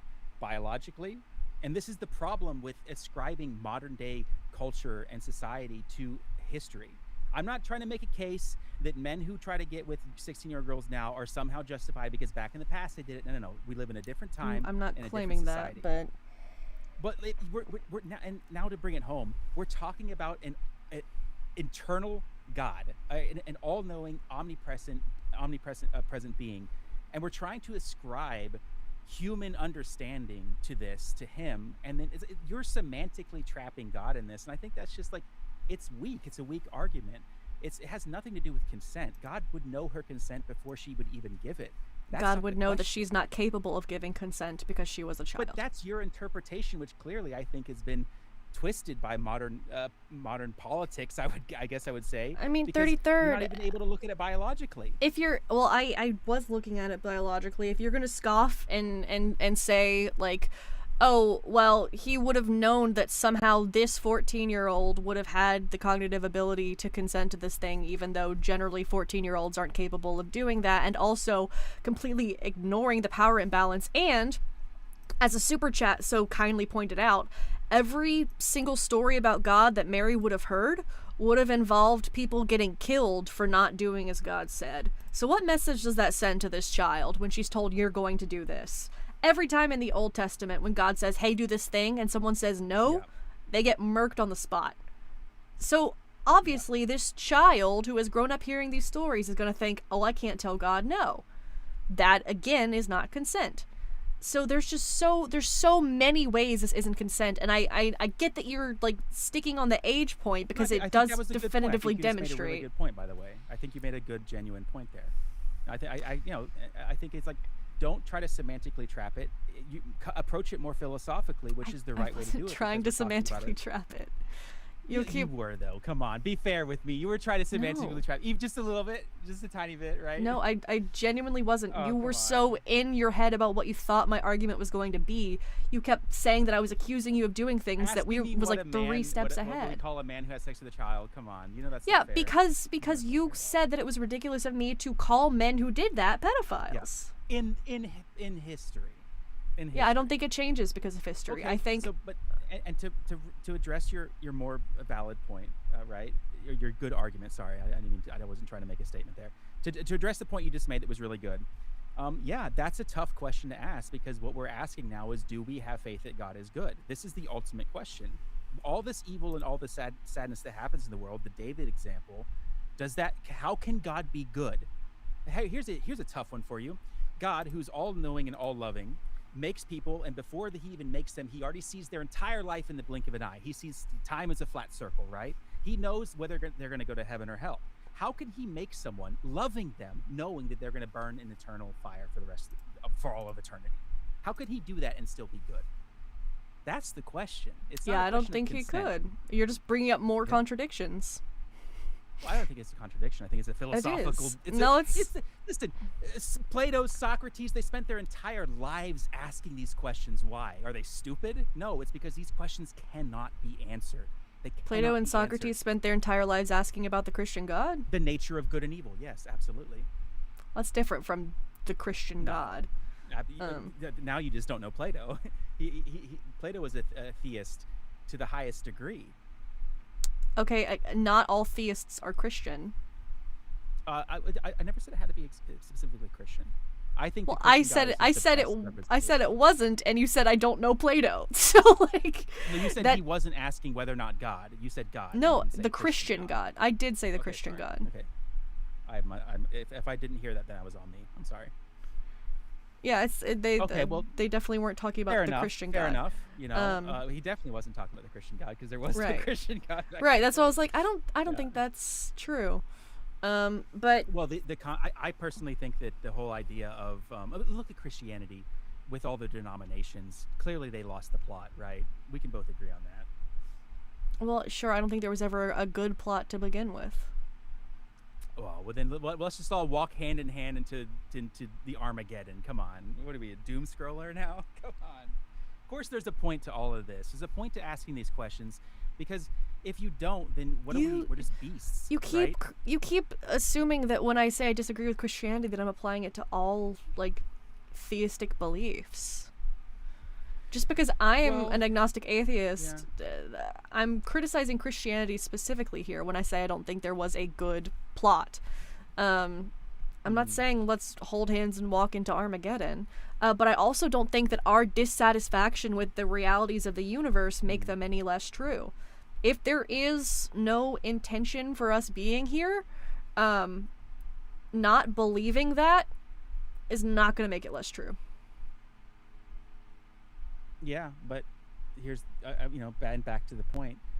What does that mean for consent to an all-knowing, omnipresent God?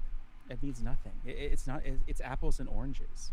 The Christians not understanding consent has nothing to do with their understanding of the Bible stories. It has everything to do with the fact that most modern-day Christians don't think.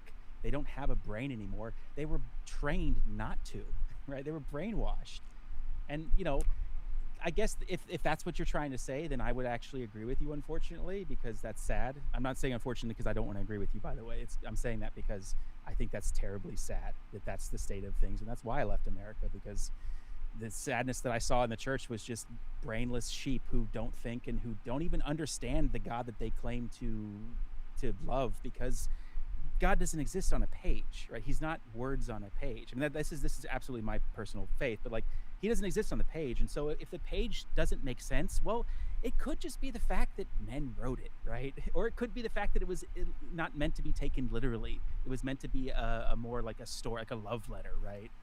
But to say that consent is somehow extrapolated from an engagement between God and Mary, I think that's incredible. A cute little preachy, either it's dishonest or it's just outright foolish. Nobody wants to hear right. So I think you are still exhibiting some of the behaviors that you're criticizing Christians for exhibiting. Whether you want to see it that way or not, the actions that you have done tonight, you have shown a lack of understanding of consent. Of course I have. I'm a fallible person. I don't know everything. And I'm not asking you to know everything, but if you're going to come up and argue that Christians can understand consent and you believe in the Christian God, you're kind of proving my topic right when you demonstrate that you don't understand consent. So because I'm fallible, I can't engage in a Socratic debate with you. No, that's another straw man. That's not what you meant. But that obviously that's not what you meant. But think about it, right? Like, what is the Socratic method? It is when two people of differing opinions, both are seeking for the same thing. What is the same thing? Like, that's the problem with modern day debates, is that two people who are discussing their different opinions aren't actually shooting for the same target. The target should be truth, understanding, knowledge, right? But they disagree on those things. But as they're both disagreeing with each other, they are still approaching, like a triangle, right? They're still approaching that single point, which is truth. None of us are ever going to be able to engage in a debate where we're completely right on our subject. That's not the point, right? The point isn't that I'm fallible and that I've hypocritically shown some of the things that I'm criticizing. Of course, every time you open your mouth, you're going to be hypocritical. You're going to contradict yourself to some degree, right? If you're talking about truth, it's like boiled truth down to the most highest philosophical concept that you can. None of us are ever going to reach that to perfection.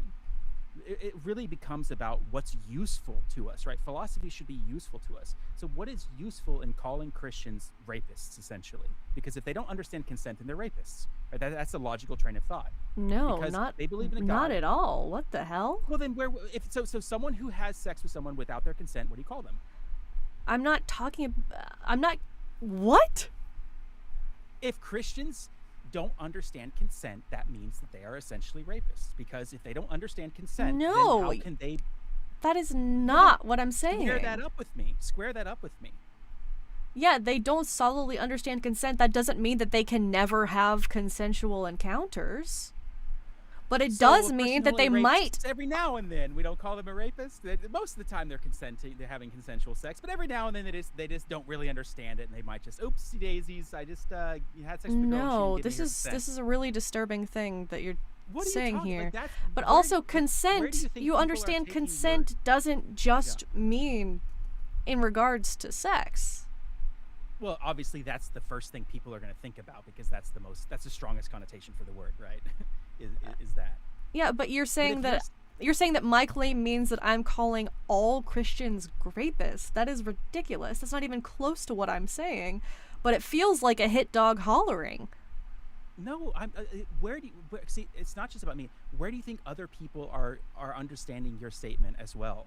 I mean, call it a dog whistle. But if you say someone doesn't understand consent, you're one step away. I'll be fair. You're one step away from calling them a rapist, right? I disagree, because I also think that Christian women who allow their husbands to rape them and are victims also don't understand consent, so they don't realize that they have been victimized. I think it works the other way around as well.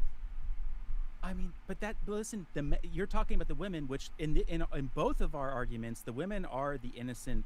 You know, they're the victims, right? We can both totally agree with that. Now, on to the men. Let's focus on the men, because we both agree on that already. There's no reason to argue about that.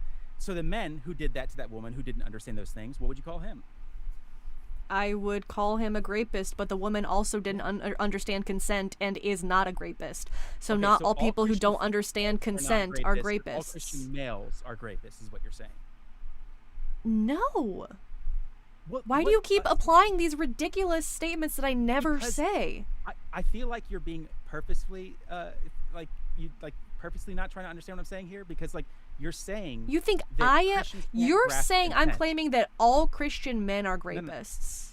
I'm asking you what you mean by Christians can't grant consent, and how does that relate to the fact that if you don't understand consent, wouldn't we all agree that if you're having sex and you don't understand consent, that let's just by random chance you might just happen upon a situation where you didn't get consent? What are you now? Now you're a rapist, right? Is that not a logical train of if thought? you are a person who has a non-consensual sexual encounter, yes, but not everybody has non-consensual sexual But if encounters. no Christians understand, no modern day practicing Christians, let's clarify that, right? No modern practicing Christians understand consent. What would you say the percentage of those men in that group are just rapists? Why by are you saying random men? chance? Well, because we can, like you said, the women don't know they're being victimized. It's not the women. But who are men can raping, also be it's- victimized, and women can be that is perpetrators. so incredibly rare. It's not completely irrelevant. But because you're it the does one trying happen to act as if I'm generalizing it to only be men, which is not true. because everything else is a statistical outlier. Like, let's say 98% of any rape case is going to be a man raping a woman, right? I'm not saying that doesn't happen and it's not tragic. Oftentimes, like the female teachers of the students, that's horrible. I do not agree with that. Even though the comments in the videos are like, oh, wow, that's great. No, it's not great. It's horrible. But let's just be You real can with stop ourselves. shadowboxing. 98%. Well, okay, no, I'm not shadowboxing. 98% of rape cases are going to be a man raping a woman, right? So let's just deal with the most relevant thing here, which is that. And so if all No. of these practicing Christians don't understand I'm not consent, going to generalize, because you're saying that I'm saying that Christian men are rapists.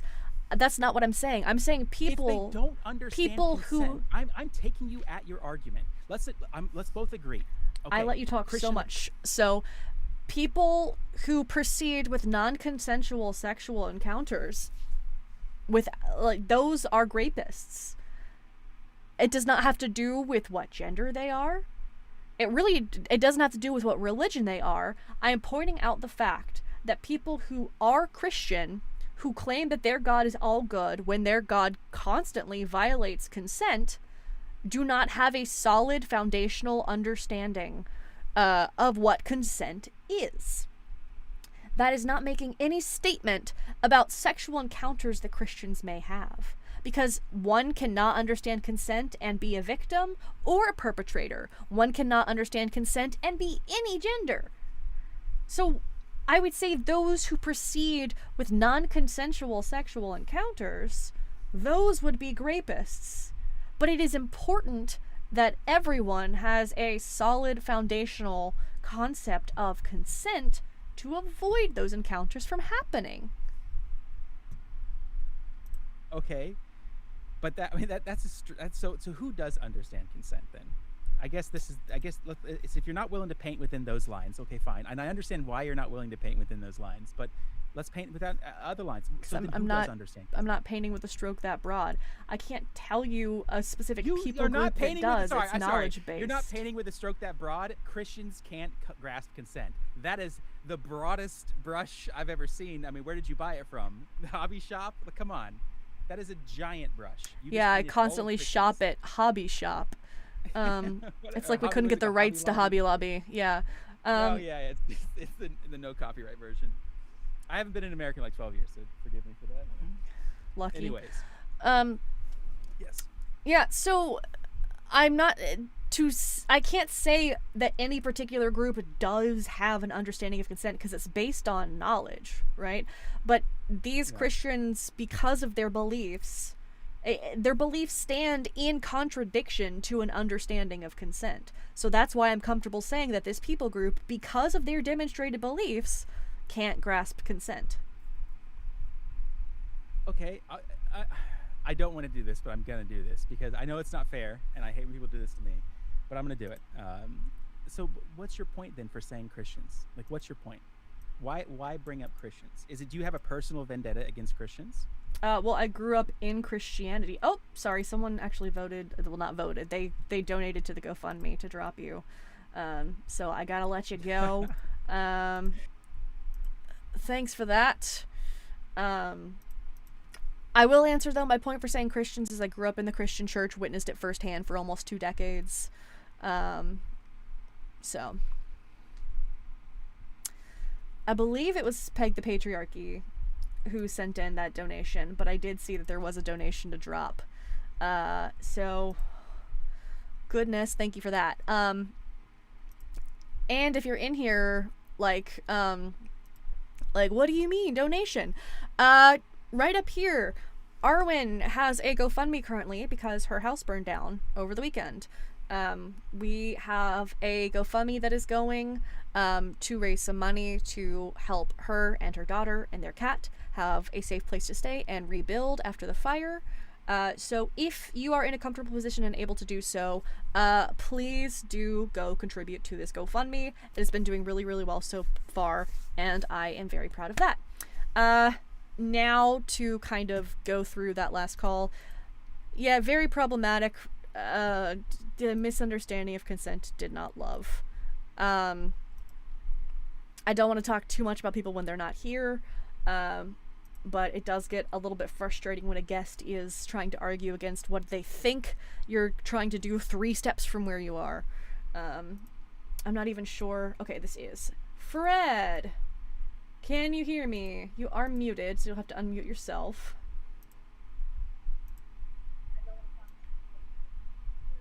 Yeah, hello.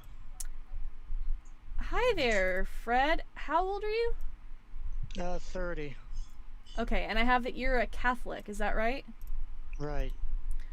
Wonderful. All right. So, Fred, I don't know how much you heard of the last conversation, but the topic tonight is Christians can't grasp consent. What are your thoughts on that? Well, I mean, aside from the fact that sexual assault's a sin, especially a mortal sin in all religions. In all Christian denominations. Where? To your point, I actually... pardon? Where? Sure, I mean, it's in the catechism. Where in the biblical text? Well, 1 second, sorry.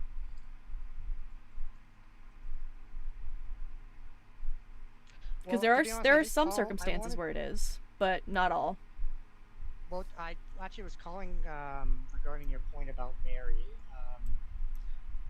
So there's a YouTuber, you probably heard of him, or maybe you've heard of him, Inspiring Philosophy.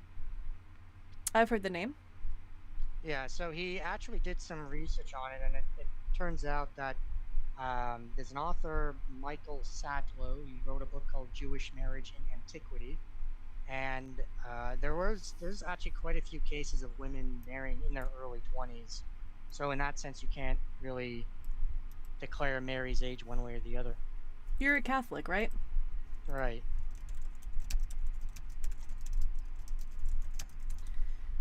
Because I believe most of the Catholic Church agrees that she was 14. There was probably some. I do believe there were some statements from some Catholics and maybe some saint, like figures, but it's not infallibly taught that she was 14. Gotcha. Yeah, there's just not good enough reason to believe that Mary specifically was outside of the typical marrying age. Well, no, but that's kind of his point, though. The author Michael Sadwell, that she, like, the typical age could have extended to 20. And see, the problem is that making this kind of statement about God, you do That's not kind the of need typical definite age. proof that. Well, I got a. I don't have the actual book in front of me, but he did research that showed that like a lot of women were married in their 20s in ancient Palestine at that time in antiquity. That they got married in their 20s, or they were married in their 20s? That they. I mean, so let me just see. I guess Scott. 1 second. I'm sorry. I don't mean to mumble. They could have been betrothed at 20. Could have been. Yeah. But see, again, my problem with this is that, like, if you're gonna make this kind of statement about God or about Christians, like, you do need kind of actual definitive evidence of it, don't you? Yeah, well, it's just the largest body of historical evidence suggests that the marrying age for Israelite girls was 12 and a half to 16 because there were different stages, right? So the betrothal phase typically would have started at 12 and a half. And it was atypical for it to be above 16. Not saying it's impossible for that to happen, but it wasn't typical. So you would have to give me reason to believe that Mary was part of this outlier group. And if you were listening to that last conversation, you would hear that the age wasn't the only problem that I had with it. It was also the fact that there was precedent for her to believe that if she said no to anything God said, that she would be killed. There's also the fact that there is a drastic power imbalance between one Israelite girl and literally the all-powerful creator of the universe. Those are also things that infringe upon the ability to consent. So even if you try to make a claim that there is a possibility that she wasn't the age that most historians agree she likely was, then you still have those other hurdles to contend with. Well, I mean, again, this just kind of seems almost like a fan fiction on your part. Just you're kind of making a thing up and getting mad at it. No, I didn't make the Bible up. It is fiction, Well, but no, I but didn't you're make making it up. You're making up this narrative and getting mad at it. That's kind of Which narrative? like The one nothing in the that's text almost suggested. universally agreed upon by historians? No, the narrative that there was any kind of assault. That's why. Who would I say assault, or did I say violation of consent? Because I don't think God had a physical body, so it's not like God Alright, came so your down entire and point's like bullshit. Your entire point's punched bullshit. her or Bye. pinned her down. Oh, okay. Well, he rage quit pretty quick. All right, Fred, you waited a really long time to give up that fast. All right.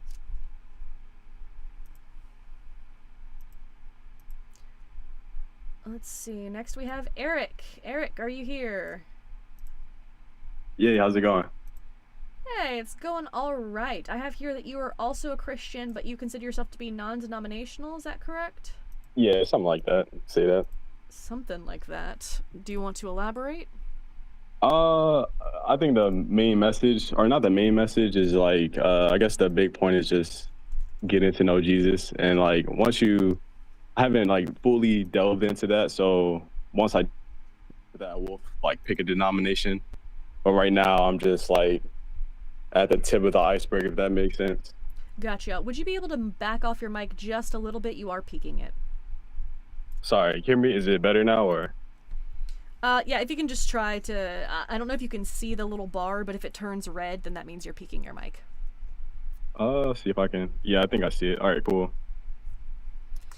Yeah, so, how much of the last few conversations did you hear?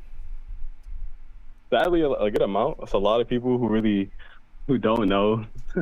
But I'm not gonna say I know the Bible, but the topic that you brought up 2 Samuel, and that shook me. I ain't gonna lie, but I did a little bit of research. I just wanna talk about that, the 2 Samuel argument that you brought up.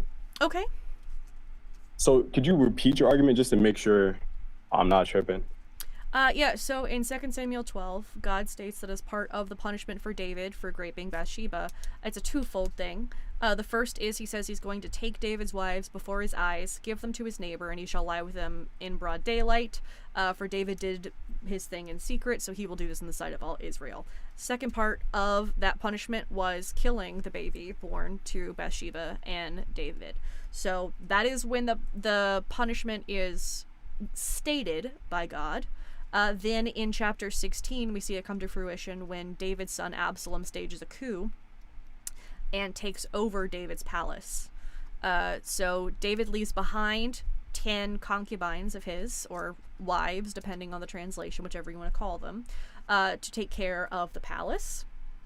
Absalom storms that palace, asks Ahithophel, his advisor, what to do, and Ahithophel, apparently conveying the will of God, says you should take your father's concubines and sleep with them in the sight of all Israel. So Absalom takes them up onto the roof, and he rapes those women in the sight of let me stop you there. Men. Okay. You said he was doing it on the God's will. That part, could you repeat that part again? He talked to his advisor. Yeah, Ahithophel was considered to be an oracle, so he was passing along God's will. So he wasn't a prophet. It was more of like Ahithophel. So you know about David. David, he killed somebody. Ahithophel was actually a sibling to the person that David killed, and Ahithophel, that's how you're saying his name. Is that his name? That's the Hittite. That was Bathsheba's husband, if that's who you're trying to say.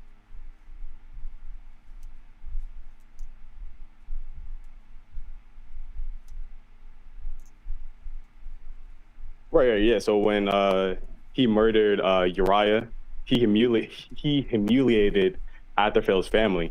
So Ahithophel was pretty, like, it was all out of vengeance. Ahithophel wasn't like a prophet. He was doing this out of like a political standing. You like back then, you know, David was a king. You just had sex with the king's wife. You're up now. You're a big dog now. He wasn't following like the God's will. When God, that prophecy that you talked about earlier, that was a prophecy from Nathan. Nathan said, hey, you messed up, bad things will happen.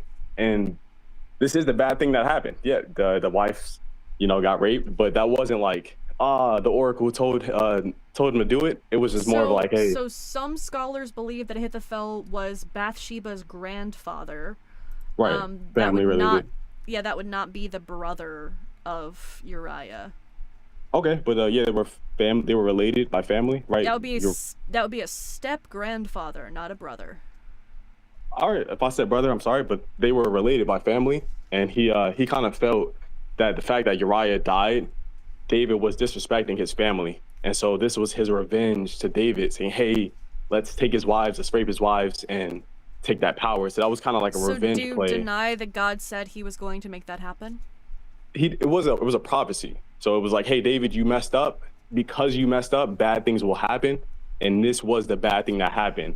If I say I will hand you an apple, who's going to hand you an apple? God didn't. So a better example would be if I told my son, or actually a better example would be, because God is not, well, in a sense, because God is in control of everything, he could allow this to happen or not. But because David sinned, he allowed this punishment to happen. So in a sense, you could be right, but it wasn't like, hey, go out and rape his kid, like rape his wife. Thus says the Lord, I will raise up trouble against you from within your own house, and I will take your wives before your eyes and give them to your neighbor, and he shall lie with your wives in broad daylight. For you did it secretly, but I will do this thing before all Israel and in broad daylight. Right, so it's a prophecy, like I said, it's a prophecy. He's speaking in a prophetic... It's a prophecy when he says, I'm going to do this thing, I will make this happen, I will make this happen in the sight of all Israel. Right, he's all powerful, he can do whatever he wants. Okay, has so is your argument that he didn't cause it to happen, or that he did cause it to happen and it's fine because he can do what he wants? The argument is he's God, and he says, hey, this is a prophetic, because you sinned against me, bad things will happen to you. That's not what he says. He says, because you did bad things, I will make bad things happen to you. When he says he's speaking in a prophetic way of simply being no like, reason to believe that. He in the sense he is that claiming that he is doing it. Like, he says, I will do this thing. Why would that mean, just generally this thing is going to happen? Right, because he's all powerful. Imagine. But he's claiming agency over it. So you can't say he doesn't have agency over it if your argument is because he is God, he has agency over everything. Then God does have agency over this thing happening, so he causes it. In a sense, he has agency to stop things. I would say that, if that makes sense. Kind of like if David was good, he could prevent this. He could have said, hey, you were good, this isn't going to happen. But not only because we have free will, because mind you, at the end of the day, this is all because of free will. That dude was like, hey, David destroyed my family, I'm going to get revenge. And that's why this is happening. God did was say, hey. Once God said that this was going to happen, that Absalom was going to sleep with those women, was it possible that it wouldn't happen? It all started with David sinning. So if David didn't sin, it wouldn't be possible. After God said this is going to happen, was there any possibility that it wouldn't happen? No, after it's been prophetically said, and it was. So then the women didn't have free will. There was nothing they could do to avoid it. They had no part in the sin that David committed, for which he is being punished. The house is being punished. And they couldn't do anything to change it. Okay, the house didn't get raped. The women did. Well, they're part of the house, right? They're people, actually. Okay, they're part of the. They're actually their own people. They had agency. That's what they being had a part rich of the house internal lives. is. Yeah, that's what being a part of the house is. Women are, in fact, human beings. Men are the leaders of the house. Women. Bro, they're part of the house. Men are part of the house too. I can say that men are part of the house. Yeah, but they're people. That's no problem. They're people. We're humans. We're a part of it's. Oh my God. I wish I was a little bit smarter so I could explain it more to you what that really meant. I don't think you understand what that means, but I don't think you understand the implications of what you just said. Basically, just hey, you're stripping David the women sinned. of their agency, just like the Bible did. By saying they're part of the house, you are reducing them to an object that can be used to hurt David, rather than acknowledging the fact that they are their own people with agency, and that agency was stripped of them because of what God said he was going to do directly. Okay. God didn't directly do anything. People did it. The free will. He claimed credit. So do you think he claimed credit for something he didn't do? Right. It was a prophetic prophecy of saying, hey. Yeah, he prophesied that he was going to do this thing. He prophesied that this was going to happen. That's all it was saying. That's the big thing about it. It's going to happen. Dalton, if you want this guest to hear you, you're going to have to join the link tree. I'm so sorry. But my call screener will know to let you in.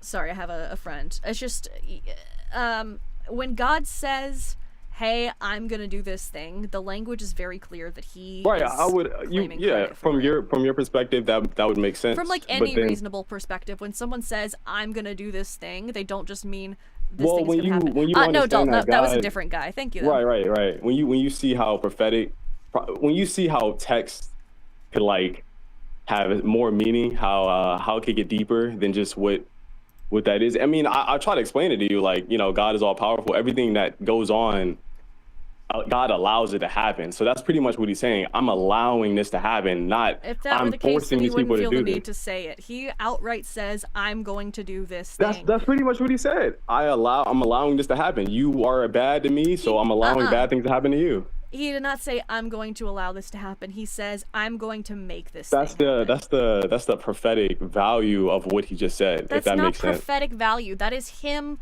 claiming So credit did God for come this down thing. and then take his He wives? said, Did God? I'm going to give your wives over to your Okay, neighbor. so if he's not speaking a prophetic language, then did he come down and do that? Did he come down from heaven and give his wife to somebody else?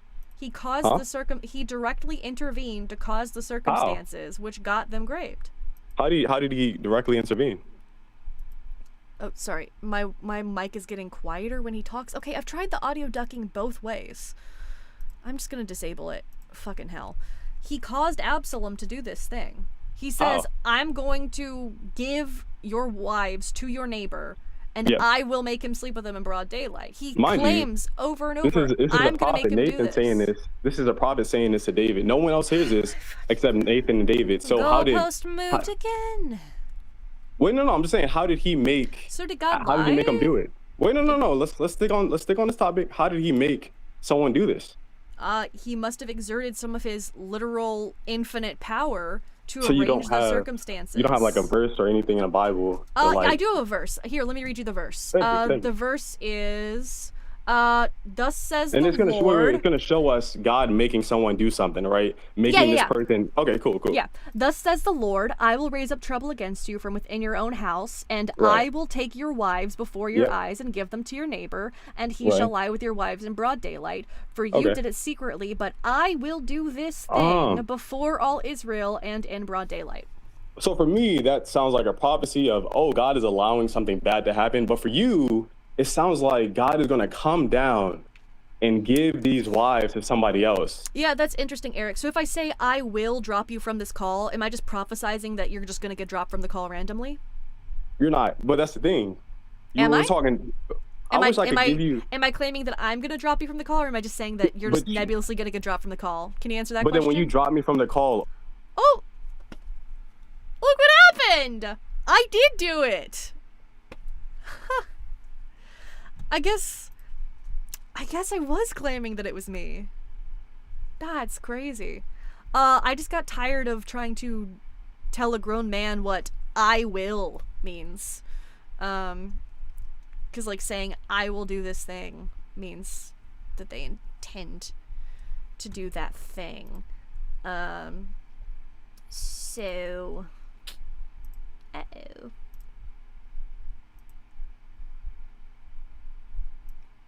Hi, Jude.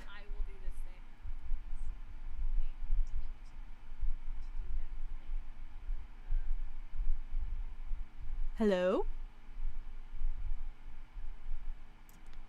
Alright, sorry about that.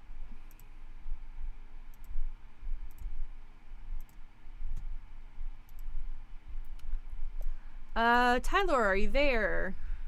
Yes, ma'am. Wonderful. You don't have to call me ma'am. I prefer you didn't. So I have here that you are a Baptist. Is that correct? Yes. Well, alrighty. Well, topic of the night is Christians can't grasp consent. What are your thoughts on that? I think you're generalizing about a very large group in the same manner that any other false generalization we made. That'd be like me saying atheists can't grasp the concept of faith. Sorry, I'm returning a message real quick. Dalton, yeah, that guy's long gone. He's been gone for like 45 minutes. You're still welcome to come up if you want. You don't have to.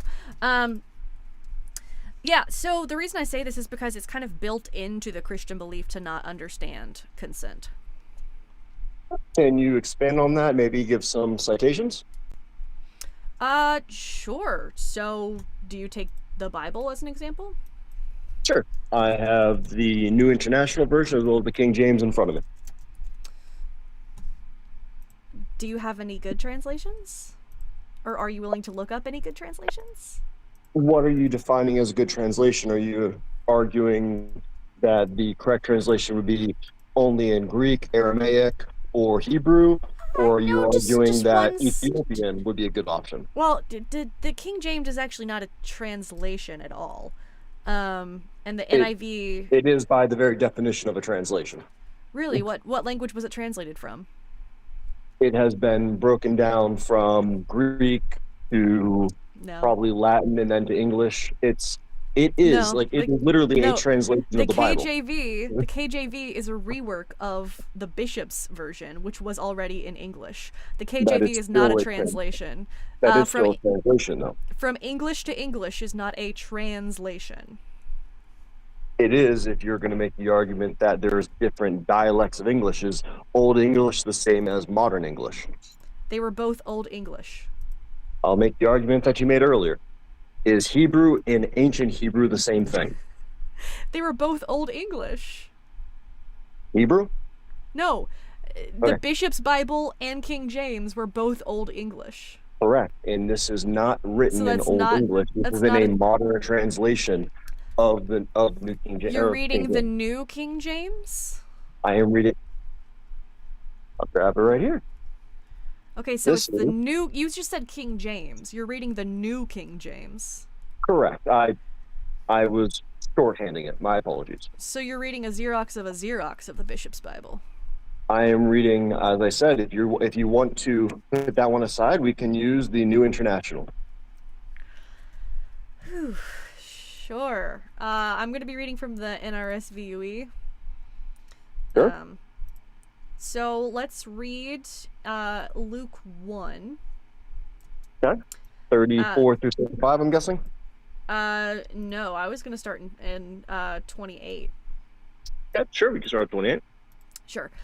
So this is talking of Gabriel, and he came to her and said, "Greetings, favored one. The Lord is with you." But she was much perplexed by his words, and pondered what sort of greeting this might be. The angel said to her, "Do not be afraid, Mary, for you have found favor with God. And now you will conceive in your womb and bear a son, and you will name him Jesus. And he will be great, and he will be called Son of the Most High. And the Lord God will give to him the throne of his ancestor David. He will reign over the house of Jacob forever, and of his kingdom there will be no end." Sure. Now, can I ask you a question? Sure. On the topic of what you would consider a legitimate translation, in Hebrew, the word Jesus doesn't exist. It's Yahshua.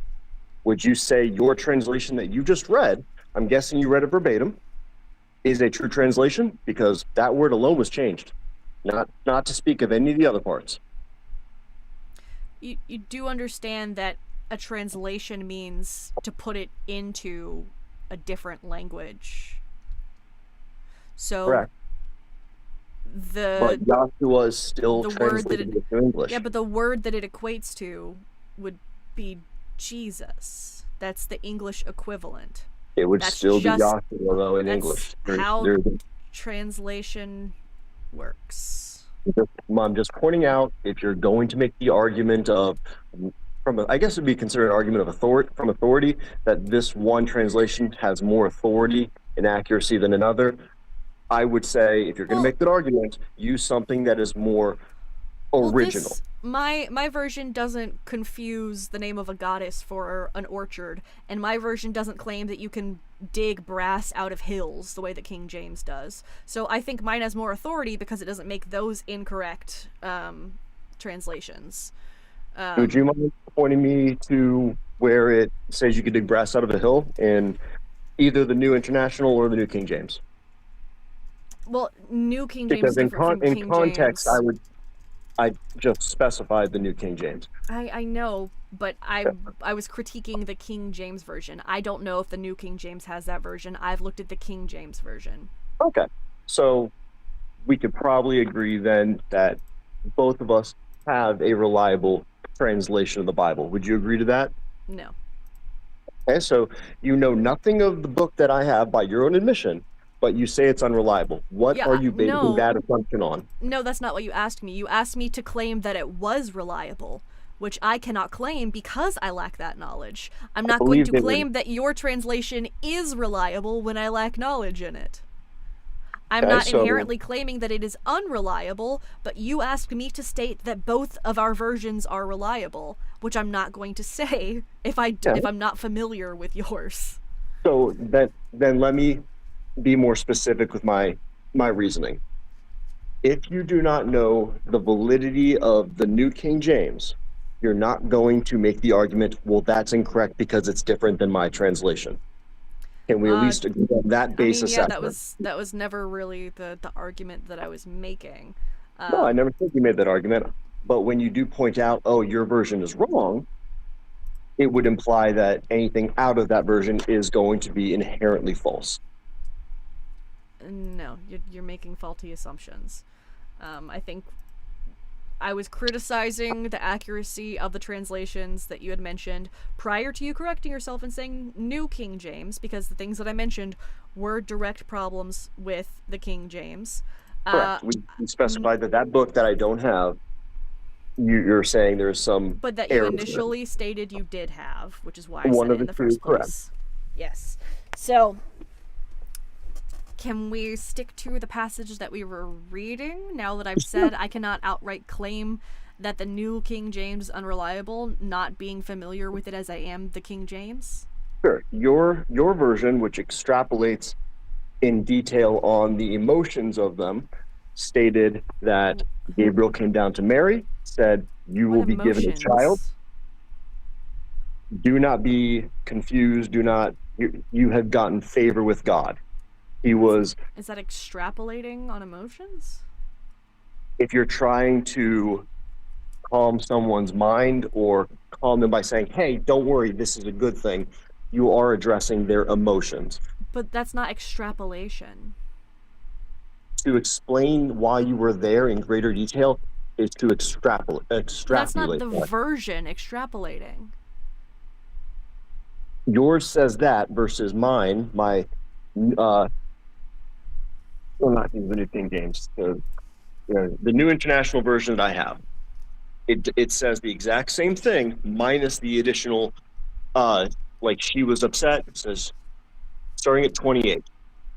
The angel went to her and said, "Greetings, you who are highly favored, the Lord is with you." Mary was greatly troubled. Okay, that's her emotional state. She's greatly troubled. He then says, "What kind of greeting that might so be?" So yours also what? What I just yours said. Yours says the same thing. What? Or did you not just hear me say that is an extrapolation on the emotion? You were criticizing my version for doing the exact same thing that yours does? You said yours didn't have that. It wasn't criticizing, it was an observation. Yours also has it. You're making a big deal about her being troubled as your argument for she could not consent. That's not my argument whatsoever. What are you talking about? That's not even close to being part of my argument. My apologies. Please make your argument. Yeah, my argument is number one, she's told this thing is going to happen. She's not asked if she wants this thing to happen before she is told it is going to happen. Number two, Mary is not in a position where she would have had the power to say no even if she wanted to. She would have been raised on stories of God slaying people when they denied what he asked of them. Additionally, historical evidence suggests that she would have been 16 at the oldest. There is no citation in the Bible. The entire argument you are basing it off of is a historical argument that this is the general age. There is zero. That was one part of my argument. I gave you like 4 things. I'm addressing that one part at the moment. Your argument said my entire argument hinges on it, which is not true. Your entire argument about her age. Okay. Is that incorrect? That's just historical consensus. That's a historical consensus with no evidence to support it in this case. Because in the Bible, there are people that are mentioned having children that are very old in that exact same book. And they're mentioned that way. She's not mentioned that way. It never mentions her age. If you can cite a single verse in the New Testament or Old Testament where it gives an age or even an age range for Mary, I am all ears. So again, at the time, 12 and a half to 16 was the marriage age for Israelite girls. Though there are some cases of outliers, those are typically mentioned as being outliers because it was so uncommon. There's no reason to believe that Mary would have been one of those outliers. There's also no reason to make the assumption, which is what you're doing, that she was a child. It's a lot more reasonable to believe that she did fall within the typical category than say, well, there's a small chance that maybe she actually was older, even though it doesn't say that, even though it mentions every other time where they are older than that. Okay. So, if you can provide me any scriptural support, because we are basing our argument on scripture right now, if you can provide me any scriptural evidence that would lead to that being the logical conclusion, yeah, I will admit I'm not claiming there is a verse for it, but if you're trying to say that you can only look at biblical evidence for things, that's if the topic nonsense. Is the Bible, it is sola scriptura, meaning If you are arguing about verses in the Bible, your context, your citations need to come from that book. Okay, so you're going so heavily into sola scriptura that we have to ignore any historical context. No, I'm saying if you're going to make a claim, you need more than circumstantial evidence to make it. It's not circumstantial. It's not factually based. I just want to point out, if you disagree with this, you disagree with the stance of every major denomination of Christianity. No. Baptists are sola scriptura, meaning we don't hold. I'm not talking about sola scriptura. I'm talking about over the age of Mary. And I was raised Baptist. I was a Baptist for almost 2 decades. And I was also taught that Mary was 14 to 16. Okay, you were taught that by someone that was not teaching the Bible then, which is not Baptist. I love the No True Scotsman there. You can Google that. Do it for all of the people watching the stream. If they were a Baptist, is Baptist sola scriptura? If I was taught by a Baptist that this is the belief, then that means Baptists believe things outside of purely scripture. You can't just say that, okay, people can actually believe that they're a Baptist, but they're not actually Baptist. Like, that's not how that fucking works. Yeah, that's exactly how that works. You can believe something and just not be correct. There are people that believe the earth is flat. You believe that God exists. Yes, I understand. People can believe things that are not correct. But you can't say that Baptists aren't actual Baptists just because they disagree with your idea of what a Baptist is. It's not my idea. It's literally built into this denomination. I disagree. You're making, it doesn't matter what you disagree with if you're incorrect. You're making the argument of Catholicism. Catholicism uses the saints, the Pope, and all of the other higher ranked people in the church to interpret. I don't think you just said Catholicism while we were talking. Well, you were saying that you're acting as if I only reference Catholicism. No, I didn't say you only reference Catholicism. That's a nice straw man. We don't need to fight it. My point is, Baptists, as in the entirety of the denomination, is sola scriptura. That is not up for debate. That's not my opinion. That's the Baptist doctrine. Catholicism is the doctrine that interprets outside of the Bible as well as inside the Bible. Okay, so you cannot hold any beliefs that are not explicitly stated in the Bible. Not if they contradict the Bible. How does this contradict the Bible? It's not supported with biblical fact, and it is on the topic of the Bible. That's not what you said. It's neither supported nor denied by biblical fact. It's not in contradiction to the Bible. If it is not supported, any statement other than it is not explicitly stated is in contradiction to the scripture. Okay, so then you don't believe Jesus is God. I do believe Jesus is God because he said as much. When does he say that he is God?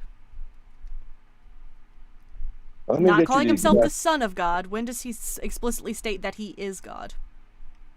I believe when he says, I am the Alpha and the Omega. Those are letters. When does he state that he is God?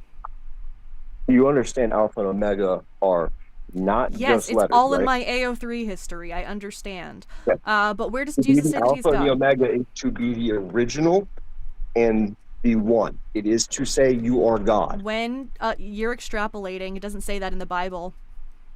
Jesus never explicitly says. Where does it say in the Bible that Alpha and Omega means God? Well, now you're talking about Aramaic here. Give me 2 seconds. Let me pull Well, it up. no, just you said that if it's not explicitly stated in the Bible, you can't claim it to be true. So I'm if it's not going to explicitly pick it up. stated in the Bible that Alpha and Omega means God, then Jesus. Did I doesn't not be just God. say, give me a second to look it up? You made the claim first. Now you can look it up, but you have to recant it until then. No, I will abstain from a statement until I can pull it up. Well, you already made a statement, so you would have to recant if you want to abstain. Only if you recant that that Mary was 14 I'm to 16. not claiming sola scriptura. You are.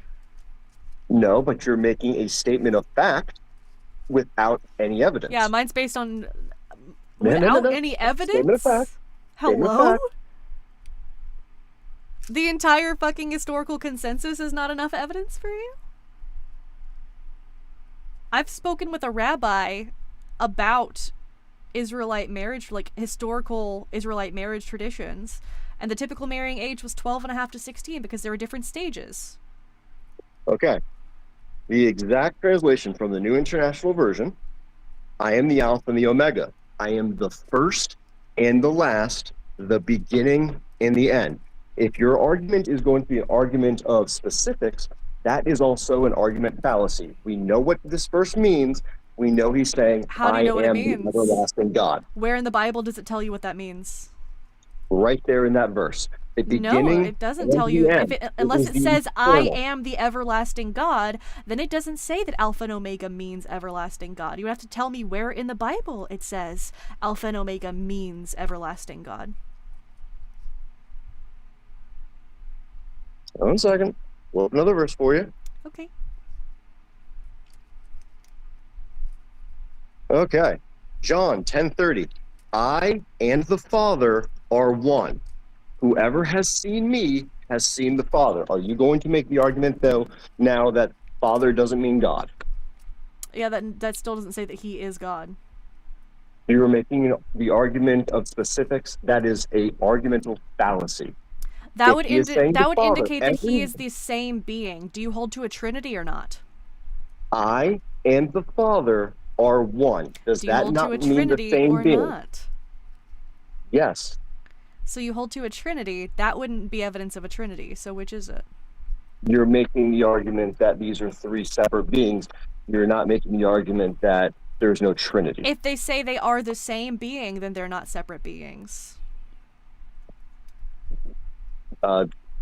Yeah, they could still be separate beings. The Holy Spirit is considered separate. It is I believe the term is the will of God. If Now, he I don't says, remember. I and this other guy are the exact same person, then they're not different beings. Yeah, God is not mentioned as a guy. God is mentioned as a father in the sense that this is the person above us. You're giving a personhood to a thing that is never directly stated to be a person. Well, if you want to say being, he says that I and this being are the same being. That wouldn't be a trinity. Look, I'm just trying to prove to you that even by your Correct. own, That would be a your duality. sola You're not including the scriptura Holy Spirit. is self-defeating. No, it's no, if not, they are the because you're same, then they would. intentionally leaving out the Holy Spirit. If they were That makes it a Trinity. If they are the same, then they are not three persons in one God. They are simply one God. There is no multiple persons. So you could not say that there are multiple persons within the Trinity if Jesus is saying that he is the same being as the Father. The scriptural explanation for this is the separation is not of a whole. The separation is of a part. Yeah, he's claiming to be the whole, unless you don't agree with what the scripture says and you're just trying to extrapolate based on your own beliefs. Because Jesus just clearly stated in that verse you read that he and the Father are one, which would mean the same, not part of. Saying, if you were to say I'm part of the Father, that would be different. But he didn't say that. He said that they were one. Let's go with this. So you just acknowledged a Bible verse stating that Jesus said he is God. No. Did you not just say that? Who do you think the Father is in reference to? Can you answer me that? Who is the Father in biblical terms? I would say that it is in regards to an aspect of Yahweh. In biblical terms, not what you would say. What does the Bible say? We're not arguing I would say our in opinions. biblical terms, it refers to an aspect of Yahweh. Can you provide a citation for that? For the Father being an aspect of Yahweh? Yes. I wasn't trying to do a citation. You asked me what I thought he meant by saying that. Yes. Okay. My apologies.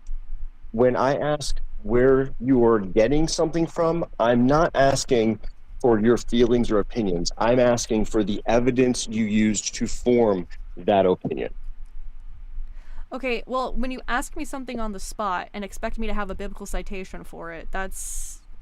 It's the internet. I mean, you could just look it up. Yeah, I don't do that. I try to research my opinions ahead of time. Well, okay, you brought this up. This was a part of your opinion. I'm guessing that means you researched it. You brought You've this given up. us- You just said he is a part of Yahweh. So I am saying, since You you asked said me. Yeah. I gave you my best explanation on the spot.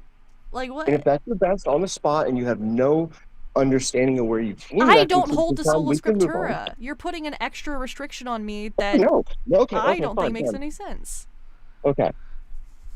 Where do you get that from in the entirety of the universe, not just in scripture? Where does that opinion you just stated come from? Well, you said that you believe in the Trinity, correct? Correct. So what God is the Trinity? Like what the Trinity comprises what God? The God of Abraham. Who is named what? Alpha, Omega. He is named Father. He's He is named named Yahweh. God. Jesus fucking He is Christ. He's named Yahweh. Is the Father an aspect of this God?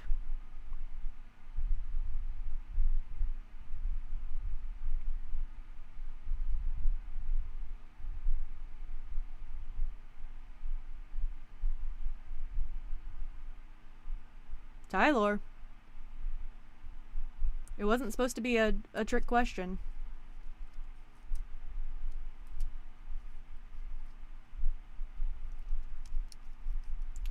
Hello? You got like 5 seconds till I just gotta hang up on you. Hello? Yep, you there? I'm here. Can you hear me? Yep, now I can. I have no idea what's going on. So, it is Tylor, yeah. So, Yahweh is the God comprised of the Trinity, correct? It is yes, it is a part of the Trinity. Yahweh is a part of the Trinity, not the entire Trinity? The Holy Spirit is a part. Jesus and the Father are two other parts. So the Father is an aspect of Yahweh. Fucking hell, Tyler. You agreed with me the whole time and you were trying to fucking... Look, I'm being respectful to you. You're really not. You're really I'm not. Look, I'm not calling you the pronouns you don't want. That was the first thing you said. I have done my best. Okay. You know what? When someone is trying to be respectful and you demean that to the bare minimum. It literally is the bare minimum. I was raised in the south of the United States. So was I. I'm from Alabama. And then you should probably understand the concept that ma'am and sir were how you address people out of respect. It has nothing to do with any pronouns. It is a sign of respect. I gave you the respect when I said, hello, ma'am, and you said you did not like that. I have not since called you that. And for you to sit there and be like, oh, that's the bare minimum. No, it's not. It involves me constantly thinking.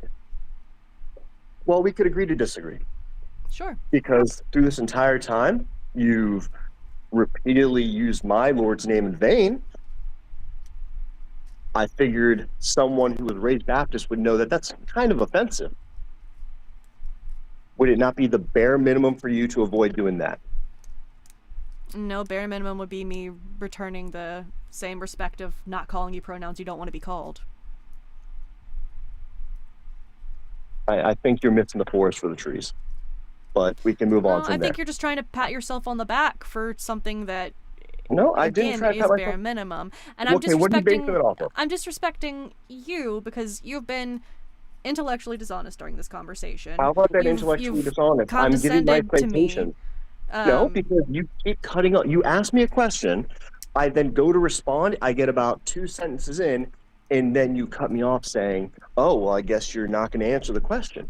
That is intellectually dishonest because you're asking a question with no intention of listening to an answer. You just cut me off to say that. Yes, because we're currently in an argument off topic. Yeah, But okay. when you- Well, since we're in an argument off topic, I'll let you argue with the wall, Tyler. You have a good night, ma'am. See, there it is. There's the true colors.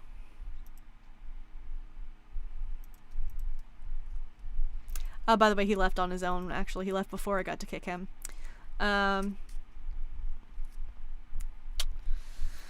So much for bare minimum, Tylor. Goodness, there's so many fucking people in queue. And a lot of people have left and rejoined. I'm so sorry, but I only have time for like 1 or 2 more guests, so. Kay, are you able to hear me? Hello? Yes, can you hear me? Hi, yes, I can hear you. Let me just make sure I have the right page pulled up. Great. You are agnostic, but you disagree with the prompt, is that correct? Yes. Would you like to explain? I think it's a very broad generalization of Christians and Christianity, and especially Christian countries. I didn't list any Christian country here. Well, yes, but it says Christians. I might be misunderstanding the prompt. My apologies. Especially with regards to real world outcomes rather than abstract assumptions about what Christians supposedly believe. Yeah, so I would say it's kind of baked into Christian belief to not understand consent. And if you've listened to conversations tonight, I think you would have heard just example after example of that being true.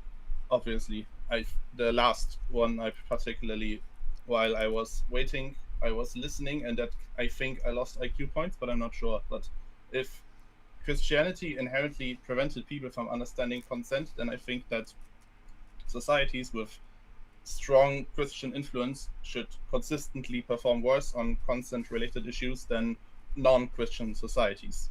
And I don't think that's how it reflects in the real world. What do you mean consent-related issues? Well, as an example, many of the countries with strong consent protections, such as laws against sexual assault or marital rape, or extensive education about consent, have Christian histories. Marital rape was legal in the United States until the 90s because of Christian beliefs. Yes. I think the United States especially is a negative example with regards to that, both in recent history. That was again because of Christian beliefs, so that remained a thing. Yes, but consent violations occur in many countries. Yeah, I'm not claiming that only Christians can't grasp consent, but the idea that marital rape was legal for so long because of Christian values really just demonstrates my point even further, that belief in Christianity fundamentally is at odds with having a solid grasp on consent. I disagree. I think that if that were true, then you would expect Christian majority countries to consistently rank among the worst places for women's rights and personal autonomy. In reality, many of the highest ranked countries for gender equality, legal protections. It's not a comparative thing. Well, of course it isn't, but this also occurs in non-Christian countries. But you are making it a comparative thing. I'm not saying Christians are the worst at grasping consent. I also think there are other groups that don't have a grasp on consent. But whether or not there are countries that are a majority of like another religious group and they may have more examples or like fewer protections against sexual assault, that has no bearing on whether or not Christianity doesn't grasp consent.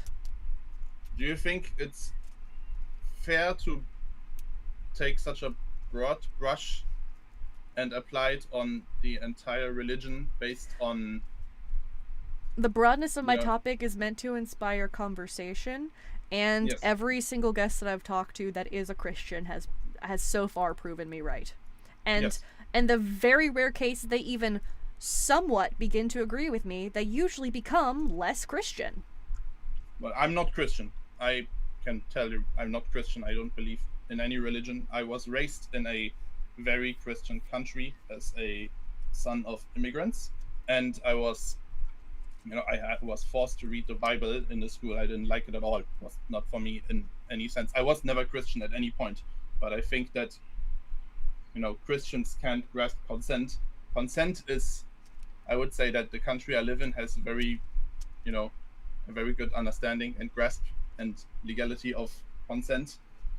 And it's a very heavily Christian country. I think the United States is a very negative example of that.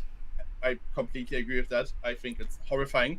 What does the Bible say about what a wife should do if her husband wants access to her body? I think that, so I will state that my remembering of what exactly the Bible says is very muddy. I hope you can emphasize with that. I think that, I also want to apologize. I want to apologize because English is not my first language. You don't have to apologize for that. It's all right. There are definitely biblical passages that are very difficult to reconcile with modern consent ethics. That's a legitimate topic for discussion.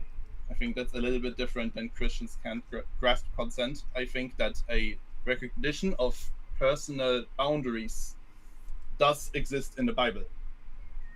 I would say the opposite. Really, like condemnation of, like sexual immorality or even just exploitation or oppression, taking advantage of vulnerable people. Oh, certainly not. Slavery is constantly condoned in the Bible. Taking women as sex slaves is condoned in the Bible. God gives them specific instructions on how to take women as sex slaves when they are war captives. Yes, that's very inconsistent with the modern idea of consent. But does that mean that Christians can't grasp consent? My argument is not based on the Bible. Certainly not. That's the same thing as saying... you can't talk about Christianity and take the Bible out of it. Well, I'm sorry. I can hear two voices at once. I'm sorry. Oh, I'm not sure why that is. I said you can't talk about Christianity and then completely take the Bible out of it. That just doesn't work. You think so? You think it's... Do you think I as a non-religious person living in a country with a very Christian cultural framework can perceive how, consent works in this country without directly perceiving the Bible? Is that the case? No, what I'm saying is if you're talking about Christianity, you cannot remove what the biblical text says. Christianity is based on the teachings in the Bible. So if the Bible says these things, those are Christian beliefs. So the people that follow them are Christians by definition. I'm not saying that it is impossible for someone who doesn't read the Bible but calls themselves a Christian to have an understanding of consent.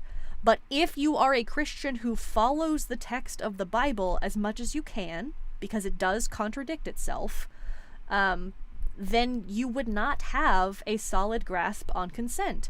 Because you would see the God of the Bible telling men that they can have women as sex slaves, telling men that they should have dominion over their wives, and if they want to have sex with their wives should say yes.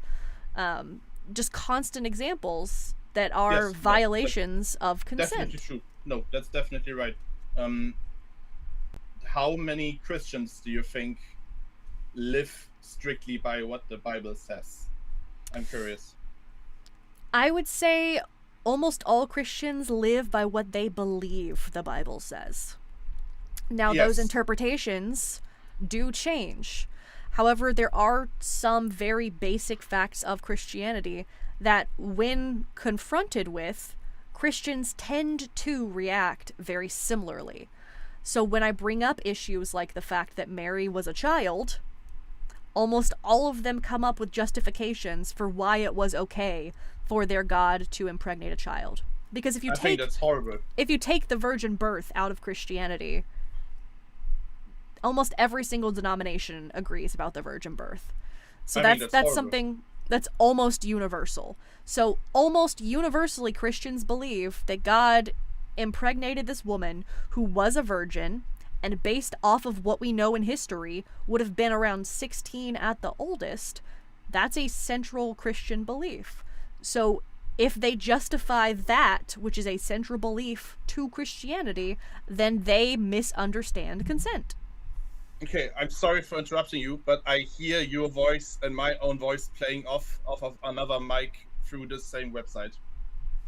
I don't know why that would be.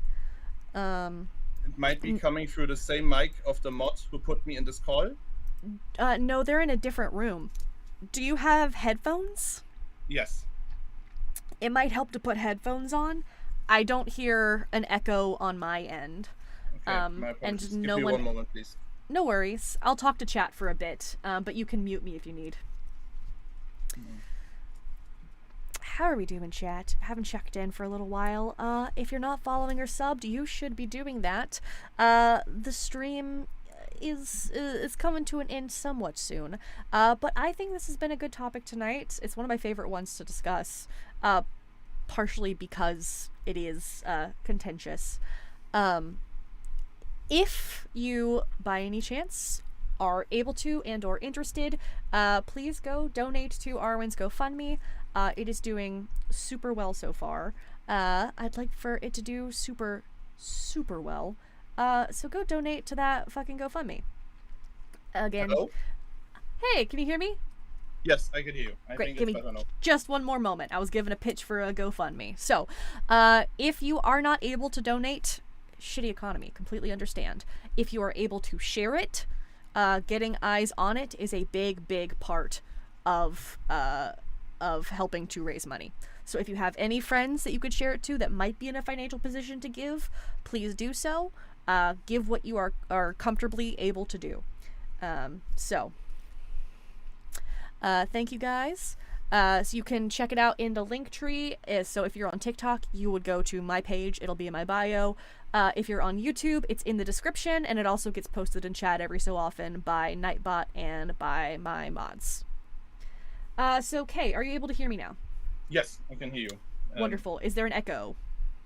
There is still a slight echo, but it's better on my end now. I can hear you. All right. If it's better, then I'll take it. Yeah. You So were talking about a GoFundMe. I'm apology. What exactly is it about? yeah. So I was talking about the GoFundMe of a fellow atheist content creator. Her house burned down over the weekend. She is a single mother with a young child. I have seen the videos of what was left of the house, and it was not very much. It is certainly not going to be livable. So she is trying to find a place that is safe for her and her daughter to live, and their cat, which they thankfully got their cat out in time. But to my understanding, she did not have insurance. So it is going to be a costly and difficult process to rebuild after that. American, huh? Then. Yeah, fun times. My apologies. I was taking a look. Well, thank you. Appreciate that.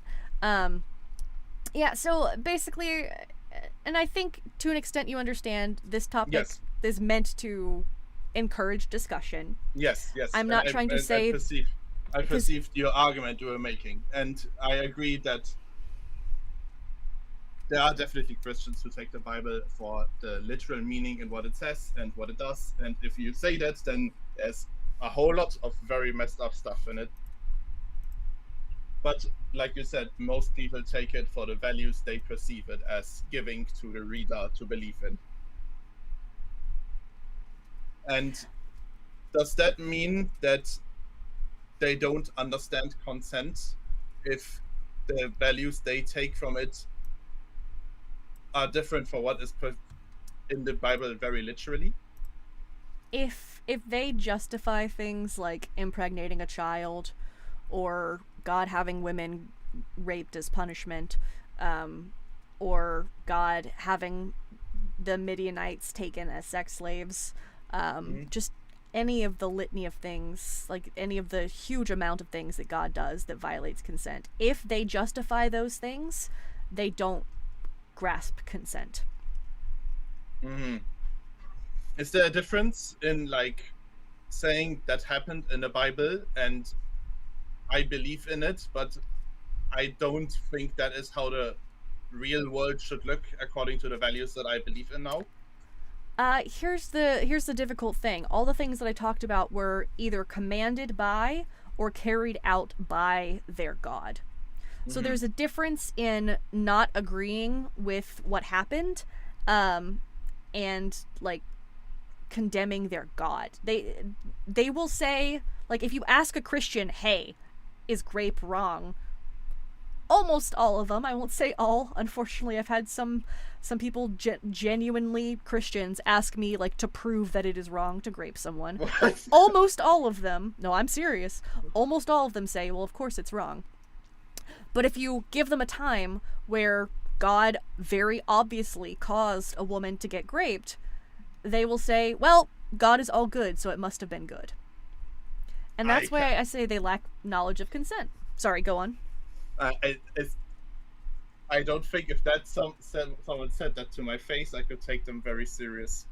I don't know. Maybe that's a thing that's more common in my country, but I feel like most Christians I've spoken to when I was made to go to the church as well, who were of the opinion that they took the Bible more so for the values it transposed onto them and they were made to believe in, and less for the literal happenings in it, and that the case of God itself can be very abstract, if that's a term. I would say to some extent then they're just kind of believing in Christianity culturally, because a lot of these things that I hear people say, like, oh, I'm a Christian, I just like the parts where Jesus says love thy neighbor, those aren't specifically Christian values, right? Those are very nice, like, just vague sayings.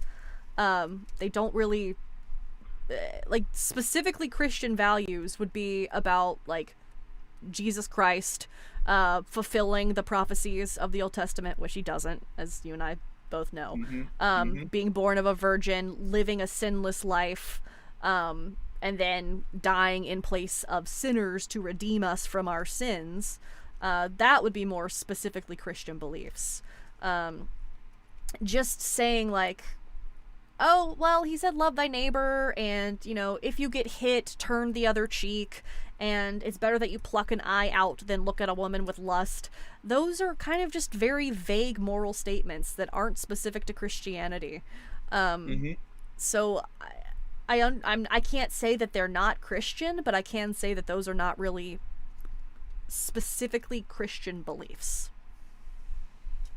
Yeah, beliefs and values are like hard words to put onto that, but of course there's like Christians who are like hardcore Christians in quotation marks, who take everything as literally as it can. I feel like that's more common in the United States or in North America than it is here in Europe, at least from what I hear and what I see. So I feel like maybe it would be a bit more applicable to say that those who take Christianity very serious are at least at odds with consent.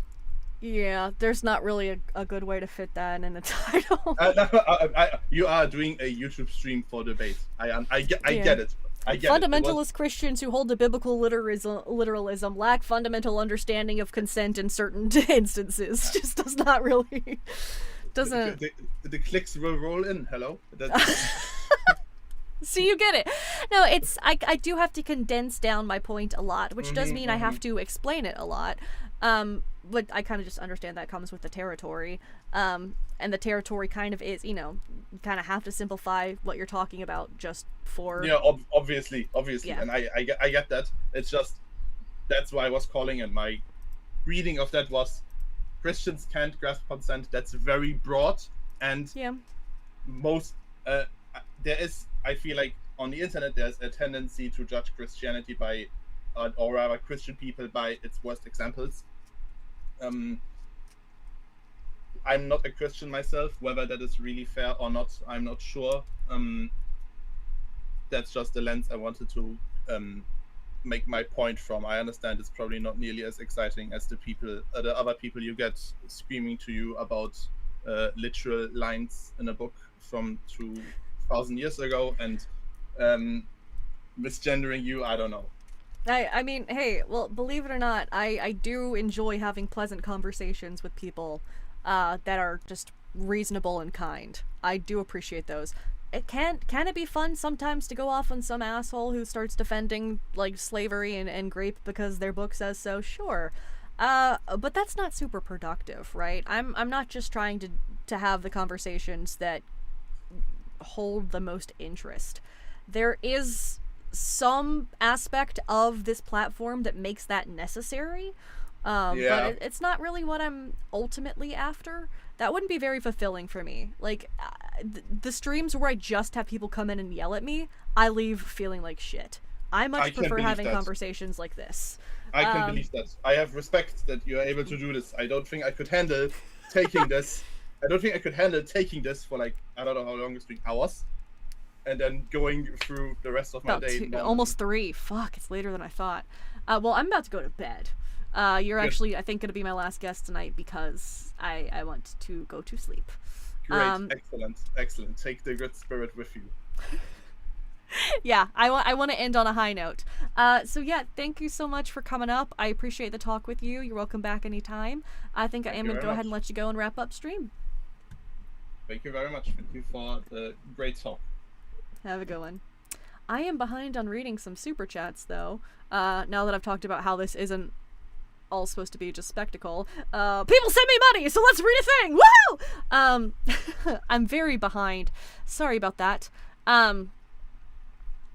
But Chad Parker sent one a while back when we were talking about whether or not like biological versus like mental capacity for having children, how reproductive age doesn't always mean capable of consent.